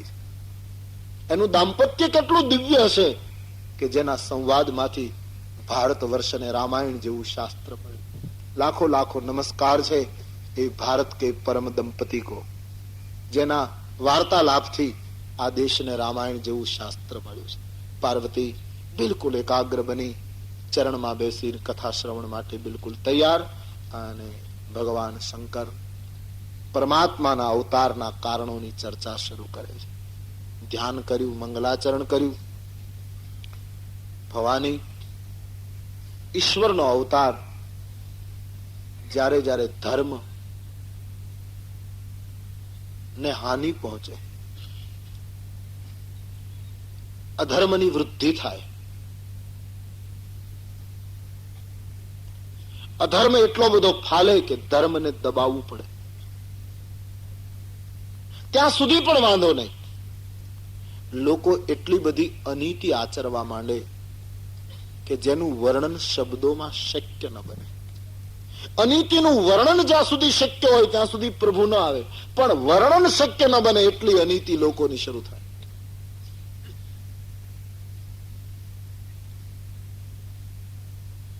સાધુ, બ્રાહ્મણ, ગાય, શાસ્ત્રો આ બધાની નિંદા થવા લાગે. માણસ નૈતિક મૂલ્ય ચૂકી જાય. આવી ઘટના જયારે સમાજમાં ઉભી થાય ત્યારે પ્રભુ જુદા જુદા રૂપ ધારણ કરી સંત અને સજ્જનોની પીડા હરવા માટે બાર બાર ધરતી ઉપર આવે છે. એને એમ લાગે કે આ વખતે મનુષ્ય દેહ લેવાની જરૂર, ત્યારે મનુષ્ય દેહ લે. એમ લાગે કે આ વખતે નરસિંહ બનવાની જરૂર, તો નરસિંહ બને. જે સમયે જેવું રૂપ લેવાની જરૂર પડે એવું રૂપ લઈ સંત અને સજ્જનોની પીડા હરે છે. પાર્વતી, દર ત્રેતાયુગમાં રામ જન્મ થાય છે. તો રામનો જન્મ ધરતી ઉપર શું કામ થયો, એના થોડાક કારણો હું તમારી પાસે કહું. રામ જન્મના કારણોની સંક્ષેપમાં ચર્ચા અહીંયા આવે છે. શૈલજા શંકરજીના ચરણમાં બેસી કથા સાંભળે. શંકરજી કારણો કહે છે. મેં સંક્ષેપમાં કહું. પહેલું કારણ તો બહુ પ્રસિદ્ધ, જય અને વિજયનું. દ્વારપાલ હરિકે પ્રિય દો, જય અરુ વિજય જાન સબ કો. જય અને વિજય નામના ભગવાન વિષ્ણુના બે દ્વારપાળો મહાત્માઓ દર્શન કરવા આવ્યા. એમને અટકાવ્યા. દ્વારપાળોને સંતોને સંઘર્ષ થયો. મહાત્માઓએ શાપ આપ્યો કે જાઓ, તમારું પતન થશે. તમે વૈકુંઠના દ્વારે અહંકારી બનીને ઉભા છો, સંતોને દર્શન કરતા રોકો છો. તમે એમ માનો છો કે અહીંયા આવ્યા પછી પતન નહીં થવાનું, અહીંથી પણ પતન શક્ય છે. આમ કહીને મહાત્માઓએ શાપ આપ્યો. ભગવાનને ખબર પડી. ભગવાન બહાર આવ્યા. મહાત્માઓને કહ્યું મારા દ્વારપાળો છે, એની ભૂલ થઈ ગઈ, એને અવિચારી પગલું ભર્યું, તો આપે અવિચારી ક્રોધ નહીં કરવો જોઈતો. આનો અર્થ એમ કરી શકાય કે વૈકુંઠના દ્વારે પહોંચ્યા પછી પણ અહંકાર અને ક્રોધ તો ત્યાં પણ ઉભા છે, પીછો નથી છોડતા. અને સંતોએ સમીકરણ ગોઠવ્યું છે કે દ્વારપાળોએ અવિચારી પગલું ભર્યું, એને સંતોને નહીં રોકવા જોઈતા હતા, એનું અવિચારી પગલું છે. પણ મહાત્માઓએ પણ અવિચારી પગલું નહીં ભરવું જોઈતું હતું. દ્વારપાળોની કક્ષા જોઈને એને જતા કરવા જોઈતા હતા, પણ મહાત્માઓ ક્રોધ કરી ગયા અને શાપ આપી દે. એનો અર્થ એમ થાય કે એક અવિચારમાં બીજો અવિચાર ભળે ત્યારે રાવણનો જન્મ થાય. એક અવિચાર એમાં બીજો અવિચાર પૂર્તિ કરે. આ બે અવિચારના સંગમમાં હંમેશા રાવણ અને કુંભકર્ણ સમાજમાં જન્મ્યા છે. શાપ આપ્યો છે, તમે બંને જણ રાક્ષસ થઈ જશે. ભગવાને કહ્યું કઈક અનુગ્રહ કરો. મહાત્માઓએ કહ્યું મહારાજ ભક્તિ ભાવથી તમારી પૂજા કરશે તો 7 જન્મ લેવા પડશે, વેર ભાવે ભજશે તો 3 જન્મે મુક્તિ થશે. આટલું કહીને જતા રહ્યા. ભવાનીએ દ્વારપાળોએ નિર્ણય કર્યો ભક્તિ ભાવ કરીએ 7 જન્મ સુધી રાહ જોવી પડે એના કરતા પ્રભુ સાથે વેર બાંધીએ, જેથી કરીને તાત્કાલિક મુક્તિ મળે. તો આ બંને દ્વારપાળો સત્યયુગમાં હિરણાક્ષ અને હિરણ્યકશિપુ બન્યા, ત્રેતામાં રાવણ અને કુંભકર્ણ બન્યા, દ્વાપરમાં દંતવક્ર અને શિશુપાલ બન્યા. મુક્તન ભયે હતે ભગવાના 3 જન્મ દ્વિજ વચન પ્રમાના. 3 જન્મ આ દ્વારપાળોને લેવા પડ્યા. તો હે સતી, એક કારણ ઈશ્વરના અવતારનું, જય વિજયને મહાત્માનો મળેલો શાપ. બીજું કારણ, એક બાર સુર દેખી દુખારે, સમર જલંધર સનસભારે. ધરતી ઉપર જાલંધર નામનો રાક્ષસ ઉત્પન્ન થયો. એમણે દેવતાઓને ખૂબ ત્રાસ આપ્યો. જાલંધર કોઈથી મરતો નહોતો, કારણ કે એમની પત્ની મહાન પતિવ્રતા હતી વૃંદા. એની પત્નીના પાતિવ્રત્યના પ્રભાવથી જાલંધર શક્તિશાળી સાબિત થયો. દેવતાઓએ બ્રહ્માને કહ્યું, બ્રહ્માજીએ ભગવાનને વિનંતી કરી કે મહારાજ કંઈક કરો. અને વિષ્ણુ ભગવાને છળ કપટ કરી વૃંદાનું સતીત્વ તોડ્યું. એનું પાતિવ્રત્ય તૂટ્યું એટલે એના પતિની શક્તિ ક્ષીણ થઈ ગઈ. હુમલો થયો, જાલંધરનું મૃત્યુ થયું. વૃંદાને ખબર મળ્યા કે મને છેતરવામાં આવી છે. એમણે વિષ્ણુ ભગવાનને શાપ આપ્યો કે મારો પતિ નહોતો અને આપે મને છેતરી છે. રામા અવતારમાં જાલંધર રાવણ બનશે. આપ પંચવટીમાં હાજર નહીં હો ત્યારે સીતાને લઈને જતો રહેશે, ત્યારે આપણો હિસાબ પૂરો થશે. શાપ મળે છે. અને સલામત રહેવા દેવા માટે પરમાત્માએ સતી વૃંદાનું સતીત્વ તોડ્યું. પહેલી દ્રષ્ટિએ ઘણાને રૂચતું નથી કે એક સતીનું સતીત્વ ભગવાન તોડે, બરાબર નહીં. પણ ધર્મના પડદામાં જો અધર્મ પોષાતો હોય તો એવા ધર્મને પણ તોડી નાખવો જોઈએ. એમ તુલસીદાસજી બહુ ઉગ્રતા પૂર્વકમાં, બિલકુલ સાચી વાત છે.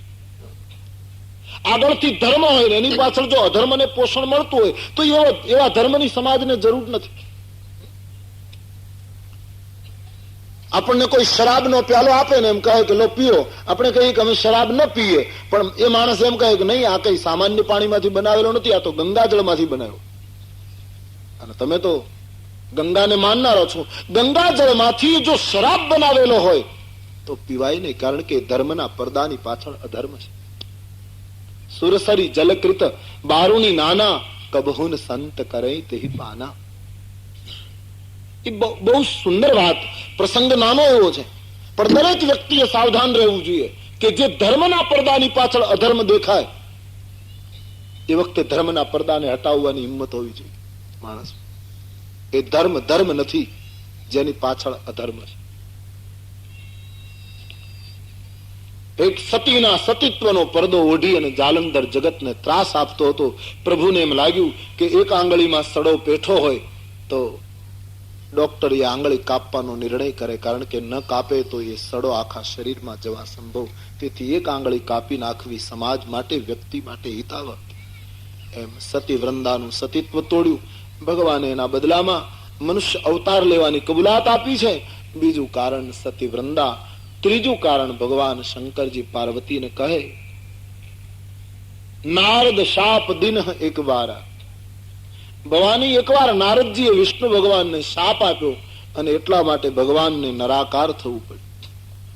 વિષ્ણુ ભગવાનને નારદજીએ શાપ આપ્યો અને એટલા માટે રામ અવતાર લેવો પડ્યો. આ વાત સાંભળતા ભવાની ચોંકી ગયા. તુરંત પ્રશ્ન કર્યો, ગિરિજા ચકિત ભાઈ સુની બાની, ગિરિજા ચકિત ભાઈ, ગિરિજા ચકિત ભાઈ સુની બાની, ગિરિજા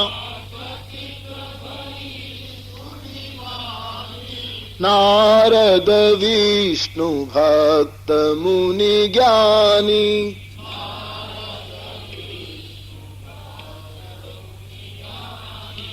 કારણ કવન શાપ મુનિ દીન. હા, કારણ કા અપરાધ રમાપતિ કીન. હા,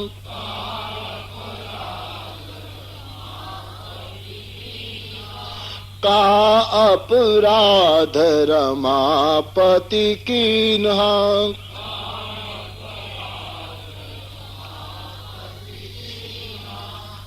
ભવાની ચોંકી ગયા. શિવજીને કહે, મહારાજ એક ક્ષણ. શું? મહારાજ આ વ્યાખ્યાન વિસ્તાર પૂર્વક કહો. કેમ? મહારાજ આપે એમ કહ્યું કે નારદજીએ વિષ્ણુ ભગવાનને શાપ આપ્યો. નારદજી તો વિષ્ણુ ભક્ત છે, જ્ઞાની છે. એવો કયો અપરાધ ભગવાને કર્યો કે નારદજીએ શાપ આપ્યો? નારદજીનો બહુ બચાવ કરે છે પાર્વતી. એમણે એમ કહ્યું કે ભૂલ કરી હોય તો વિષ્ણુએ જ કરી હોય, અને આવા મહાન પુરુષે એને શાપ આપ્યો હોય તો એવો કયો અપરાધ વિષ્ણુએ કર્યો? આ વ્યાખ્યાન મને વિસ્તારથી કહો. કારણ કવન શાપ મુનિ દિના, કા અપરાધ રમાપતિ કિના. નારદની ભૂલ ન હોઈ શકે એવો કોઈ મોટો અપરાધ વિષ્ણુ ભગવાને કર્યો હોવો જોઈએ કે જ્ઞાની માણસે એને શાપ આપ્યો. માટે આપ વિસ્તારથી કથા કહો. નારદજી જ્ઞાની છે, આમ સતીએ દાવો કર્યો. વિષ્ણુ શંકર ભગવાને હસતા હસતા કહ્યું, દેવી વ્યાખ્યાનું વિસ્તાર પૂર્વક કહું, પણ પહેલા સ્પષ્ટતા કરી દઉં કે તમે જ્ઞાની કહો છો ને એની સાથે મારો મતભેદ છે. દેવી, મારા મંતવ્ય પ્રમાણે આ જગતમાં કોઈ જ્ઞાની નથી, કોઈ મૂર્ખ નથી. ન સમજાય તેવું શંકરનું સૂત્ર છે. શંકર એમ કહે છે કોઈ જ્ઞાની નથી, કોઈ મૂઢ નથી. દુનિયામાં જ્ઞાની અને મૂઢ બંને દેખાય. શંકર કહે તો એક કારણ છે, ઈશ્વર જ્યારે જેને જેવો બનાવે ત્યારે જીવ એવો થઈ જાય. બહુ સાચી વાત છે. કારણ કે શંકરજીની દ્રષ્ટિમાં આ વાત બરાબર. શંકરજી જગતને સ્વપ્ન માને છે. ઉમા કહું મેં અનુભવ અપના, સત હરિભજન જગત સબ સપના. જયારે સંસારને શંકર સ્વપ્ન જ માને છે તો સ્વપ્નની અંદર ફરનારા ન તો જ્ઞાની છે ન તો મૂઢ છે. સ્વપ્નમાં કોઈ જ્ઞાની નથી, કોઈ મૂઢ નથી. દેખાય ભલે, જાગ્યા પછી ન તો જ્ઞાનીની હસ્તી ન તો મૂઢની હસ્તી. શંકરજી કહે કોઈ જ્ઞાની નથી, કોઈ મૂઢ નથી. ઈશ્વર જ્યારે જેને જેવો બનાવે, અને એટલા માટે જ તુલસી શરણાગતિનો માર્ગ સ્વીકારે. ભલભલા જ્ઞાનીઓ પતન પામ્યા છે, પ્રભુની કૃપા થાય તો મૂઢ પંડિત બની ગયા છે. કોણ જ્ઞાની, કોણ મૂઢ? નારદજી મહાન જ્ઞાની, આપની વાત સાચી, પણ એમ કેવી મૂઢતા આવી તે વિસ્તારથી કહું. આમ કહીને શંકર ભગવાન નારદ વ્યાખ્યાન શરૂ કરે. હિમગીરી ગુહા એક અતિ પાવની. દેવી હિમાચલની એક પવિત્ર ગુફા. નારદજી હિમાલયમાં ફરતા હતા.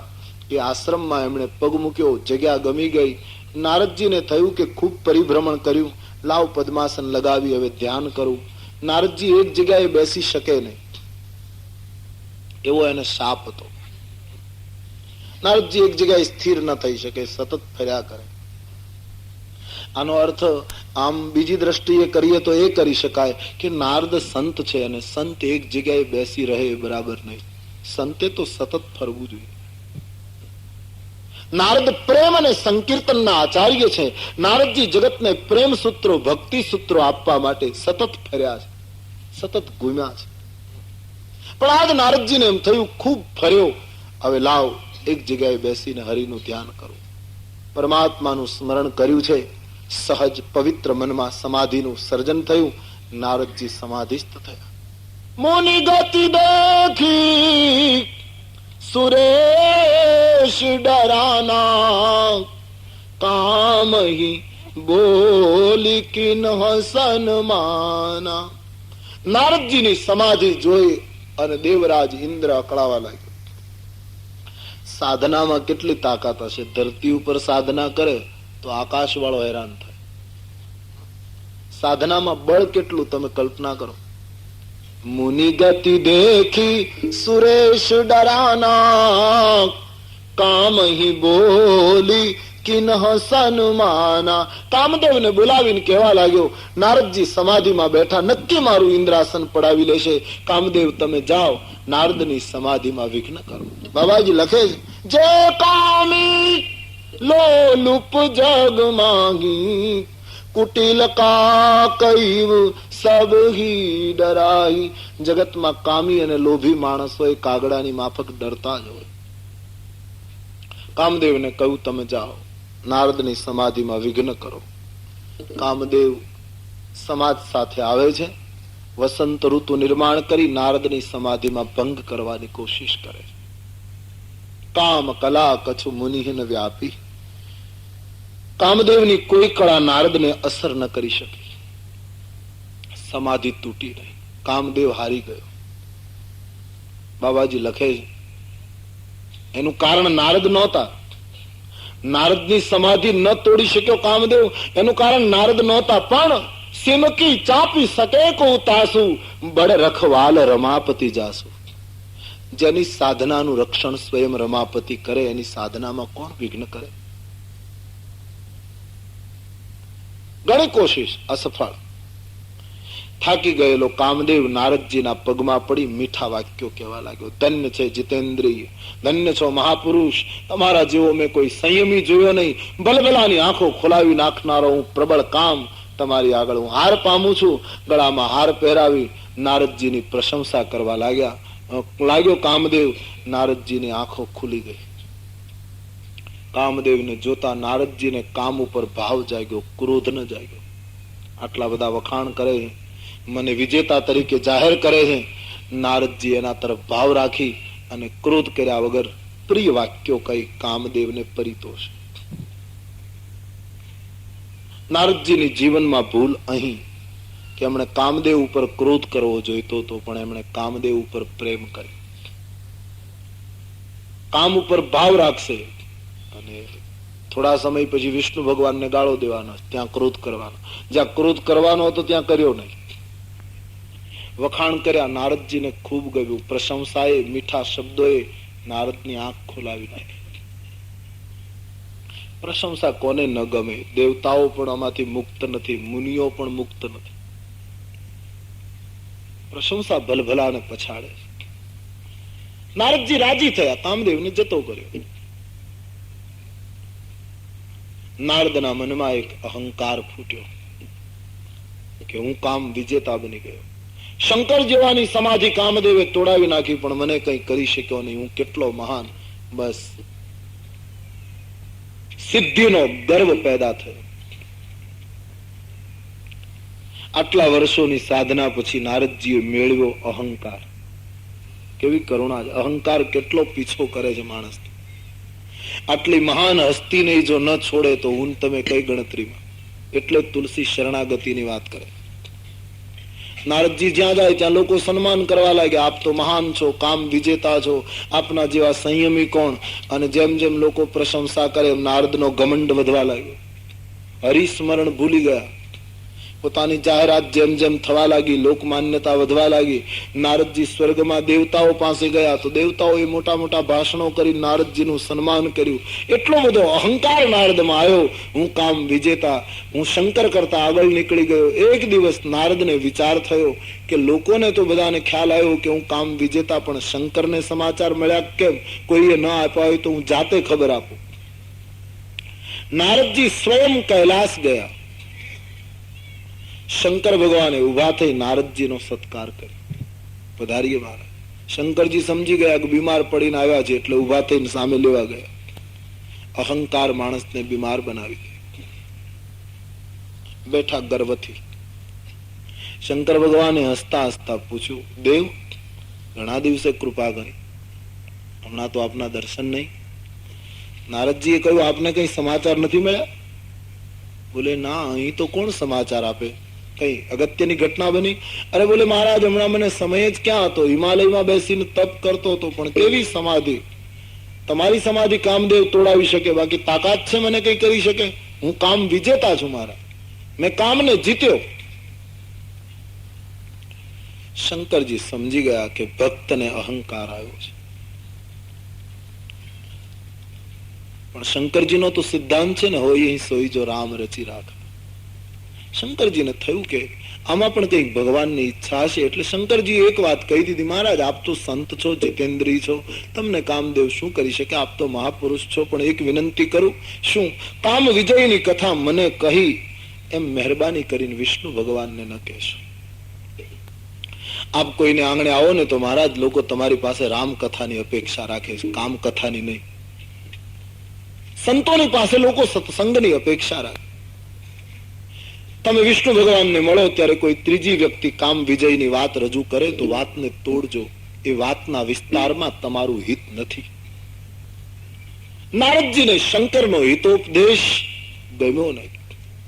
એને એમ લાગ્યું કે મારું સ્થાન પહેલું થયું એ શંકરને ગમતું નથી, એટલે મારા વખાણ અટકાવે. શંભુ દિન ઉપદેશ હિત નહીં નારદ હિ સુહાન, ભરદ્વાજ કૌતુક સુનહું હરિ ઈચ્છા બલવાન. રામ કિન્હ ચાહઈ સો હોય. ભગવાનની ઈચ્છા કેટલી બળવાન. યાજ્ઞવલ્ક ભરદ્વાજજીને કહે, નારદજીને શંકરનો ઉપદેશ ગમ્યો નહીં. એક દિવસ હાથમાં વીણા લઈ શંકરજીએ ના પાડી હતી, છતાં નારદજી વિષ્ણુ ભગવાન પાસે ગયા. ગયા તો સહી, પણ મનાઈ કરી હતી કે મહેરબાની કરીને વિષ્ણુ ભગવાનને કહેશો નહીં. પણ છતાં નારદજી રહ્યા નહીં અને વિષ્ણુની પાસે જઈ કામ ચરિત નારદ સબ ભાખે, કામ ચરિત નારદ સબ, કામ ચરિત નારદ સબ ભાખે,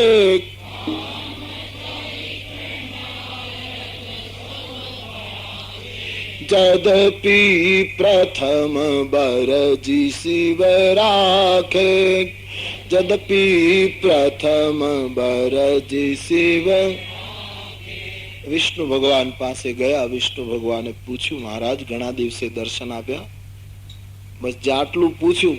શંકરજીએ ના પાડી હતી તો પણ આખી કામદેવની કથા કહેવા માંડ્યા. અહંકારી માણસ વિસ્ફોટ કર્યા વગર ન રહે, એને ખોલ્યા વગર ન રહે. નારદજી એટલા બધા અહમમાં ડૂબ્યા કે વિષ્ણુની આગળ બડાઈ કરવા લાગ્યા. મહારાજ મેં કામને જીત્યો, આમ તેમ. વિષ્ણુ ભગવાનને મનમાં મનમાં હસવું આવ્યું કે મારું સ્મરણ કરતા હતા અને પાછો હું રક્ષા કરતો હતો એટલે કામ જીતા. બિલકુલ સાચી વાત. સ્મરણ પણ એનું કરીએ ત્યારે જ બચી શકાય અને રક્ષણ પણ પાછો એ કરે ત્યારે. યોગક્ષેમ વહામ્યહમ. અર્જુન, માનવીનો યોગ પણ હું જ વધારું છું. અને એનું ક્ષેમ પણ પાછો હું જ કરું છું. એટલે તુલસીદાસજી ભગવાન હનુમાનજીને કહે છે, દેહુ રામ પદ નેહુ નિબાહુ. મને ભગવાનના ચરણમાં ભક્તિ આપો અને પાછો એનો નિર્વાહ કરવા માટે તમે ચોકી કરો.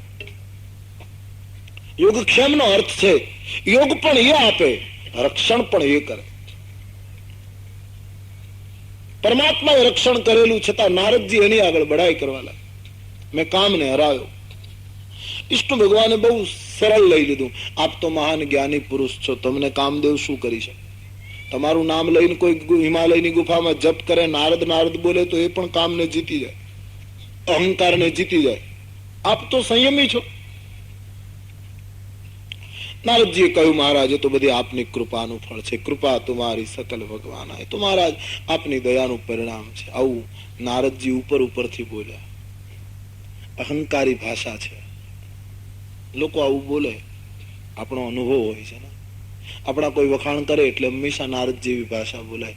ના ના, આપણે તો નિમિત્ત છીએ, આપણાથી શું થાય, આ જગતમાં આપણે શું કરી શકીએ, આવું આપણે બધા બોલતા હોઈએ. પણ અંદરથી બધાને ઈચ્છા હોય કે હજી આ 10 મિનિટ વધારે બોલે તો સારું. અને જ્યાં સુધી આવું અંતરમાં રહે ને, આ કઈ જાહેરાત કરો, આવો ભાવ જ્યાં સુધી અંતરમાં આપણને પકડાઈ રહે ત્યાં સુધી વ્યક્તિગત માણસે સમજી લેવું જોઈએ કે હજી ભજનમાં ખામી છે. પ્રશંસા જયારે ગાળ લાગવા માંડે, કોઈ વખાણ કરે, એક આપણા માતા પિતાનું નામ લઈને કોઈ ગાળ દેતું હોય એવું જયારે લાગે, ત્યારે સમજવાનું કે ભક્તિના છોડને હવે ફળ આવવાની તૈયારી છે. જ્યાં સુધી પ્રશંસા ગમે ત્યાં સુધી સમજવાનું હજી પરિપક્વતા નથી આવી. નારદજીને જે બોલે છે તે અહંકારથી બોલ્યા, તમારી કૃપા, હું તો નિમિત્ત માત્ર છું. આપણે બધા આવી ભાષાનો ઉપયોગ કરીએ, આપણે શું કરી શકીએ, આમ તે. ભગવાન સમજી ગયા, ભક્તને ગર્વાંકુર ફૂટ્યો છે. મારું પણ ભક્ત હિતકારી છે, લાવ મુનિનું કલ્યાણ થશે, મને કૌતુક થશે. ભગવાને નારદજીને વિદાય આપી. નારદજી વિદાય થયા. ભગવાને માયાને હુકમ કર્યો અને રસ્તામાં માયાએ એક નગરીનું નિર્માણ કર્યું છે. ભગવાન ઘણી વખત સંતોને પણ એકદમ એના સૂરજની આડું વાદળ આવી ગયું હોય તો હટાવવા માટે થોડી વાર માયાનો ઉપયોગ કરે. પણ ભગવાનની ખૂબી એ છે કે સંસારીને જે માયા વ્યાપે છે તે અવિદ્યા નામની માયા, અને સંતોના તરફ જે માયા જાય છે તે વિદ્યા નામની માયા. હરિ પ્રેરિત તેહી વ્યાપહી વિદ્યા. ભગવાન સંતોને પેલું કરવા માટે, ફરી વખત મૂળ સ્થિતિમાં લાવવા માટે માયાને મોકલે છે ક્યારેક ક્યારેક, પણ એ એટલી બધી દુઃખદ નથી હોતી જેટલી સંસારીઓ માટે હોય. માયાએ નગરીનું નિર્માણ કર્યું. 400 ગામનો પ્રદેશ, અનેક રાજા મહારાજાઓ ગામમાં આવ્યા છે. શીલનિધિ નામનો રાજવી ગોઠવ્યું, બધું માયાથી ઉત્પન્ન કર્યું. અને પોતાની માયાને ભગવાને કહ્યું, તું રાજકુમારીનું રૂપ લઈ વિશ્વમોહિની નામ ધારણ કરી અને રાજબીની કન્યા થઈ જાય. આ કન્યાનો સ્વયંવર થતો હતો એટલે અનેક રાજા મહારાજાઓ આવેલા. સુંદર વૈકુંઠ કરતા પણ રળિયામણું નગર. નારદજીએ પહેલી વાર આ ગામ જોયું. પૂછતા પૂછતા શીલનિધિના ભવનમાં ગયા. શીલનિધિએ સ્વાગત કર્યું. પોતાની પુત્રી બતાવી જે માયા બનીને આવી હતી. કહ્યું, આ મારી કન્યા વિશ્વમોહિની. બાપજી, એનો કાલે સ્વયંવર છે. અતિ સુંદર સ્ત્રી. મેં કામને જીત્યો, હું કામ વિજેતા, હું શંકર કરતા આગળ નીકળી ગયો. આવી વાતો કરનાર નારદજીએ વિશ્વમોહિનીને પગથી તે શિખા સુધી જોઈ અને નારદજી આકર્ષિત થયા. ઓહ, કન્યા બહુ સુંદર છે. હું અત્યાર સુધી એકલો રહ્યો, હવે મેં કામને જીતી લીધો, હવે કદાચ આ કન્યાની સાથે મારું લગ્ન થાય તો ખોટું શું? આવા વિચારો નારદજીને આવવા લાગ્યા. શંકરજીએ પણ કામને બાળ્યા પછી લગ્ન કર્યા હતા તો મને શું વાંધો, આવો દાખલો ગણવા લાગ્યા મને. એમાં શીલનિધિએ કહ્યું, બાપજી આપ આવ્યા છો તો મારી કન્યાનો જરા હાથ જોઈ દો, ભાગ્ય કેવું છે. નારદજી કન્યાના હાથનો સ્પર્શ કરતા પૂર્ણ મોહિત થયા છે. હાથ જોવાને બદલે ચહેરો જોયા કરે. કોણ જ્ઞાની, કોણ મૂઢ? ઈશ્વર જ્યારે જેને જેવો બનાવે એવો જીવ થાય. હાથ જોઈ નારદજી મનમાં વિચાર કરે, આ કન્યાને પરણશે તે 14 બ્રહ્માંડનો અધિપતિ થશે. એ અજર અમર બનશે, અપરાજિત બનશે. હકીકતમાં આવું નહોતું લખ્યું. લખ્યું હતું એવું કે જે 14 બ્રહ્માંડનો અધિપતિ હશે તે આ કન્યાને પરણશે. નારદ એવું વાંચે, આને પરણશે 14 બ્રહ્માંડનો અધિપતિ થશે. એનો અર્થ એમ થાય કે શંકર કરતા તો આગળ નીકળી ગયો, પણ હવે 14 બ્રહ્માંડનો અધિપતિ થાવ એટલે વિષ્ણુનું પદ પણ લઈ લઉં. આવો એક લોભ જાગ્યો નારદ.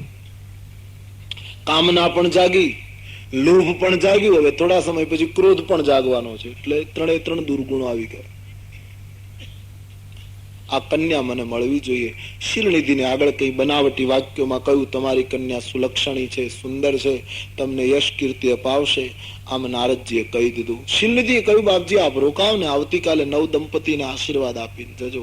નારદજી રોકાયા નહીં. નારદના મનોભાવને શીલનિધિ જાણી શક્યા નહીં. નારદજી ગામની બહાર આવી વિચાર કરવા લાગ્યા કે કન્યા મને મળવી જોઈએ. આ કન્યા કઈ રીતે મળે?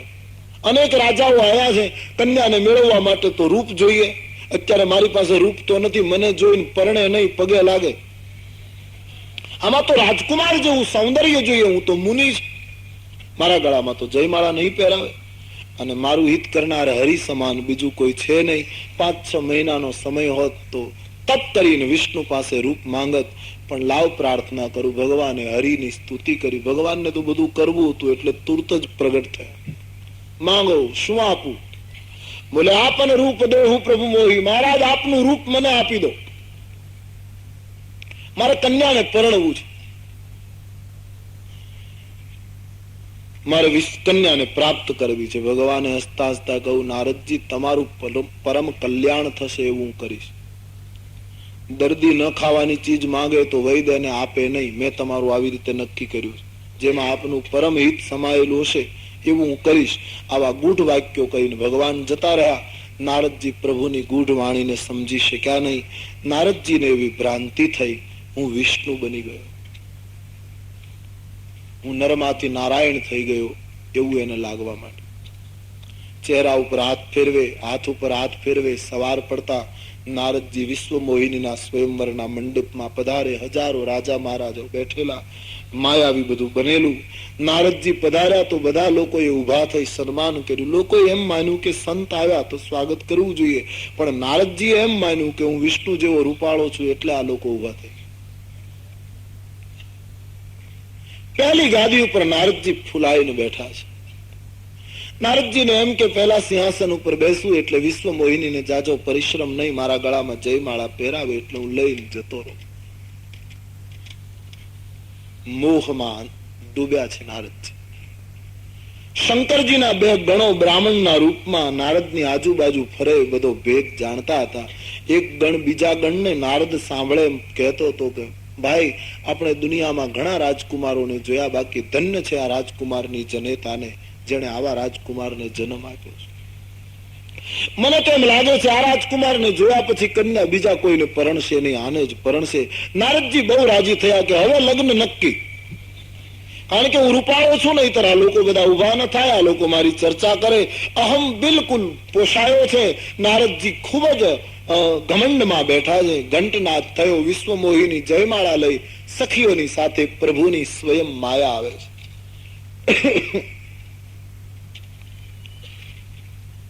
હાથમાં માળા છે. પહેલી ગાદી ઉપર નારદજી બેઠા. વિશ્વ મોહિની જ્યાં ગઈ અને નારદની સામે વિશ્વ મોહિનીજીએ જોયું તો વિશ્વ મોહિનીને નારદ કેવા દેખાયા? મરકટ બદન ભયંકર દેહી. ગોસ્વામીજી કહે વાનરની આકૃતિ. નારદ એમ માનતા હતા હું નરમાંથી નારાયણ થયો, પણ ભગવાને નરમાંથી વાનર કર્યા, નીચે ઉતારે. વાનરની આકૃતિ છે, ભયંકર દેહ છે. વિશ્વ મોહિની એકદમ અકળાઈને સખીઓને કહેવા લાગી, મારા પિતાજીને કહીને આને ધક્કો મારીને બહાર કાઢો. આ પહેલો અપશુ કન્યાળ કોણ બેઠું? એકદમ ગુસ્સે થયેલી વિશ્વ મોહિનીએ નારદજીની સામે બીજી વાર જોયું નહીં. એટલું જ નહીં, એટલી બધી અકળાઈ એ કન્યા કે નારદની લાઈનમાં જે બીજા રાજાઓ બેઠા હતા એ આખી લાઈન છોડી દીધી. આનો અર્થ એમ કરી શકાય આજના સંદર્ભમાં કે અમુકની લાઈનમાં બેસવું નહીં. પરિણામ એ આવ્યું કે આખી લાઈન સામે એમણે જોયું જ નહીં. એક અર્થ એ કરી શકાય. બીજો અર્થ તાત્વિક છે. ગમે તેમ તો એ નારદ સંત છે. સૂરજની આડું વાદળ આવી ગયું એક વાત જુદી છે, બાકી સૂરજ સૂરજ છે. વિશ્વ મોહિની માયા છે. માયા સંતની સામે તો ન જોઈ શકે, પણ સંતની લાઈનમાં બેઠા હોય એની સામે પણ જોઈ શકતી નથી. આ સત્સંગનો પ્રભાવ હતો. સંતોની નજીક બેસવાનો આ ફાયદો હતો કે માયા એના તરફ જોઈ શકી નહીં.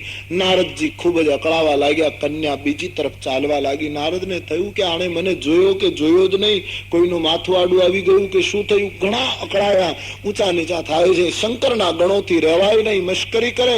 નારદજી ખૂબ દુખી. આ બાજુ વિશ્વ મોહિની જયમાળા લઈ મધ્ય ભાગમાં પહોંચે. વિષ્ણુ ભગવાન રાજકુમાર થઈને બેઠા છે. ભગવાનનો સ્વભાવ અતિ કૌતુકી. આખું નાટક એને ઉભું કર્યું. પાછા રાજકુમાર થઈને બેઠા. નારદ અકળાય છે અને જોઈને એને આનંદ આવે છે. ઈશ્વર કૌતુકી છે, કૌતુકી કૃપાલા. ભગવાનને આવી લીલા કરવાનો આનંદ થાય. નારદજી ખૂબ અકળાય છે. વિશ્વ મોહિની જયમાળા લઈને ગઈ. વિષ્ણુ ભગવાનના ગળામાં જયમાળા પહેરાવી દુલ્હની લઈ ગઈ લક્ષ્મી નિવાસ. આખી સભા ઉદાસ થઈ ગઈ. વિશ્વ મોહિનીને લઈ ભગવાન ગયા. માયા ઈશ્વરને જ જયમાળા પહેરાવે. માયા ઈશ્વરની છે, આપણી તો માતા ગણાય. હું તમે માયાના માલિક બનવા જયારે જયારે ગયા છીએ ત્યારે થપાટ ખાવી પડી છે. માયા તો માં છે. विष्णु पत्नी नमस्तुभ्यम, सूत्र तो यही है, विष्णु पत्नी नमस्तुभ्यम. પરમાત્માની એ દાસી છે, આપણી તો માતા ગણાય. એના માલિક બનવાનો વિચાર એ તો એક દ્રોહ છે, ગુનાહ. માનું દૂધ પીવાય, માના છાતીના દૂધને પીને પોષણ લેવાય, પણ એ દૂધને પ્યાલામાં ભરીને બજારમાં વેચવા ન નીકળાય. એ અપરાધ છે, એ દ્રોહ છે. એને દૂધને પીવો, અને એ પણ અમુક અવસ્થા સુધી, અમુક કક્ષા સુધી એ દૂધને પીવાય. એનો ઉપયોગ અમુક હદમાં કરાય, અમુક મર્યાદામાં. માયા ઈશ્વરની છે, એને આપણા માટે સાધન સગવડ ઉભા કર્યા હોય, પણ એને અમુક મર્યાદામાં. આપણા ઋષિમુનિઓ સામાન્ય બુદ્ધિ ધરાવતા હતા. શું કામ એમ કહે કે તમે અમુક વર્ષ સુધી ગ્રસ્થાશ્રમ ભોગવો, પછી વાનપ્રસ્થ થઈ જાઓ, કારણ કે માનું દૂધ પીવાનો તમારો જે અવધિ છે એ પૂરી થઈ જાય. અબ વાનપ્રસ્થ હો જાઓ. વાનપ્રસ્થ પૂરો થાય એટલે કે બસ અબ દીક્ષિત હો જાઓ. શું કામ આવા બધા નિયમો કર્યા? બાળક માનું દૂધ ન છોડે તો માં પછી બાળકને પરાણે દૂધ છોડાવે છે. એમ જીવને એક અવધિ છે, એક મર્યાદા છે, ક્રમબદ્ધ વાત છે. અમુક વર્ષા, અમુક વર્ષા, અમુક વર્ષા, ક્રમ છે આખો. માયાનો વિવેકથી ઉપયોગ કરાય. એ તો વિષ્ણુ પત્ની નમસ્તુભ્યમ. નારદજી અને પરણવાનો વિચાર કરવા ગયા. બડી ભૂલ કરી દી નારદજીને. આખો સમાજ ઉદાસ થઈ ગયો. નારદજીની તો શું દશા હશે એ નારદ જાણે. શંકરના ગણોથી રહેવાયું નહીં, અને નારદજીની મશ્કરી કરતા શિવ ગણોએ કહ્યું, મહારાજ તમારી પાસે અરીસો ન હોય, પણ ગામના પાદરમાં તળાવ છે, અને એ તળાવના પાણીમાં જરા ચહેરો તો જુઓ, તમે કેવા દેખાવ. એ નારદને જ્યાં અરીસામાં મુખ જોવાનું કહ્યું, અને નારદનો રોષ દબાયેલો ભભૂકી ગયો. શંકરના ગણોને શાપ આપ્યો કે જાઓ, બંને જણ રાક્ષસ થઈ જાઓ. એક સંતનો અપરાધ કર્યો. વાત પણ સાચી છે. વિષ્ણુ ભગવાન નારદને સુધારવા માટે માયાને મોકલે, આવું બધું કરે. એ ભક્ત અને ભગવાન વચ્ચેનો મામલો હતો, પણ એમાં ગણોએ સંતની મશ્કરી કરવાની જરૂર નથી. ઈશ્વર ક્યારેક ક્યારેક સંતને પાછા મૂળ રસ્તે લાવવા માટે આવું કૌતુક કરે તો એ ભક્ત અને ભગવાનના સંબંધની વાત હતી. પણ એમાં સમાજે સંતની નિંદા નહીં કરવી જોઈએ. સમાજ જો સંતની મશ્કરી કરશે તો આવી વૃત્તિ ધરાવનારા એ બીજા જન્મમાં રાક્ષસ થવું પડશે. નારદનું અપમાન કર્યું છે. સંત અપરાધ, સંતની મશ્કરી સારી નથી. પરિણામ એ આવ્યું, એને રાક્ષસ થવું પડશે. શાપ આપ્યો, બંને જણ રાક્ષસ થઈ જજો. અને એમ કહ્યું, હવે પછી કોઈ સંતની મશ્કરી કરજો, ખબર પડે. આવું બોલ્યા. બહુરી હસે હું મુનિ કહું. ધ્રુજવા લાગ્યા શિવ ગણો. ભૂલ કરી. નારદજી ઉતાવળે રોષમાં નીકળી ગયા ગામની બહાર. જળાશયમાં આવીને મુખ જોયું. વાનરની આકૃતિ જોતા નારદજીનો ક્રોધ બેકાબુ બની ગયો કે આ દશા વિષ્ણુએ કરી, મને વાનર બનાવ્યો. બીજી વાર જોવા ગયા તો હતું એવો ને એવો ચહેરો થઈ ગયો, પણ ક્રોધ ન ગયો. રાત દિવસ શ્રીમન નારાયણનું રટણ કરનારો હું, અને વિષ્ણુએ જગતની આગળ મારી ઉપહાસ કરાવી. હવે વિષ્ણુ મળે તો કાં એ નહીં ને કાં હું નહીં, સંકલ્પ કર્યો. દોડતા નારદજી વિષ્ણુને પકડવા નીકળે છે. ભગવાનને તો બધું કરવું હતું, રસ્તામાં જ મળ્યા. પાછા એકલા મળે તો વાંધો નહીં, વિશ્વ મોહિનીને લઈને મળ્યા. રથમાં લક્ષ્મીજી પણ બેઠા, વિશ્વ મોહિની પણ બેઠા, સ્વયં રથ ચલાવે. નારદજી તો ક્રોધના આવેશમાં, એને ખબર નહીં કે બાજુમાં કોણ છે. ક્રોધના આવેશમાં હોય ત્યારે માણસને ખ્યાલ ના રહે, સ્વાભાવિક. એ તો પસાર થઈ ગયા. જાણી જોઈને વિષ્ણુ ભગવાને સાદ કર્યો, નારદજી કઈ બાજુ? રથમાં જગ્યા છે. જ્યાં નારદજીએ પાછું વાળીને જોયું, વિષ્ણુનો રથ, વિશ્વ મોહિનીને બેઠેલા જોયા, અને ક્રોધ ઉપર કાબુ ન રહે. કામ પણ જાગ્યો, લોભ પણ જાગ્યો, હવે ક્રોધ પણ જાગ્યો. એટલા બધા અકળાયા નારદજી કે ખબર ન રહી હું શું બોલું છું. એટલે તો તુલસીદાસજીએ રામાયણમાં લખ્યું, ક્રોધ પાપ કર મૂલ, જેહી બસ નર અનુચિત કરહી ચરહી વિશ્વ પ્રતિકૂળ. શંકર વિષ્ણુ ભગવાનને ગાળોથી શરૂઆત કરી કે તમારા જેવો કપટી આ બ્રહ્માંડમાં કોઈ નથી.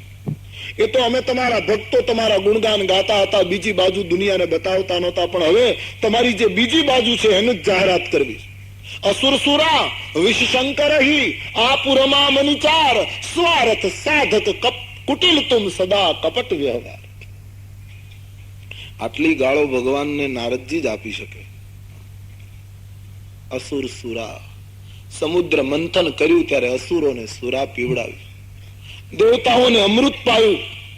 તમે 4 કૌસ્તુભ મણી લઈ ગયા, લક્ષ્મીજીને લઈ ગયા, શંકરને ભોળવીને વિષ પીવડાયું. તમારા જેવો સ્વાર્થી અને કુટિલા બ્રહ્માંડમાં કોઈ નથી, કારણ કે તમારી સત્તા પરમ સ્વતંત્ર છે. તમારા ઉપર કોઈની સત્તા નથી, એટલે ફાવે એમ વર્તો છો. સારાને નરસો, નરસાને સારો. શુભ કે અશુભ તમને કર્મ અડતા નથી. પણ આ જ સારા ઘરે નિમંત્રણ આપ્યું, હું છોડીશ નહીં. ખૂબ જ આવેશમાં આવી નારદજી ગાળો દે.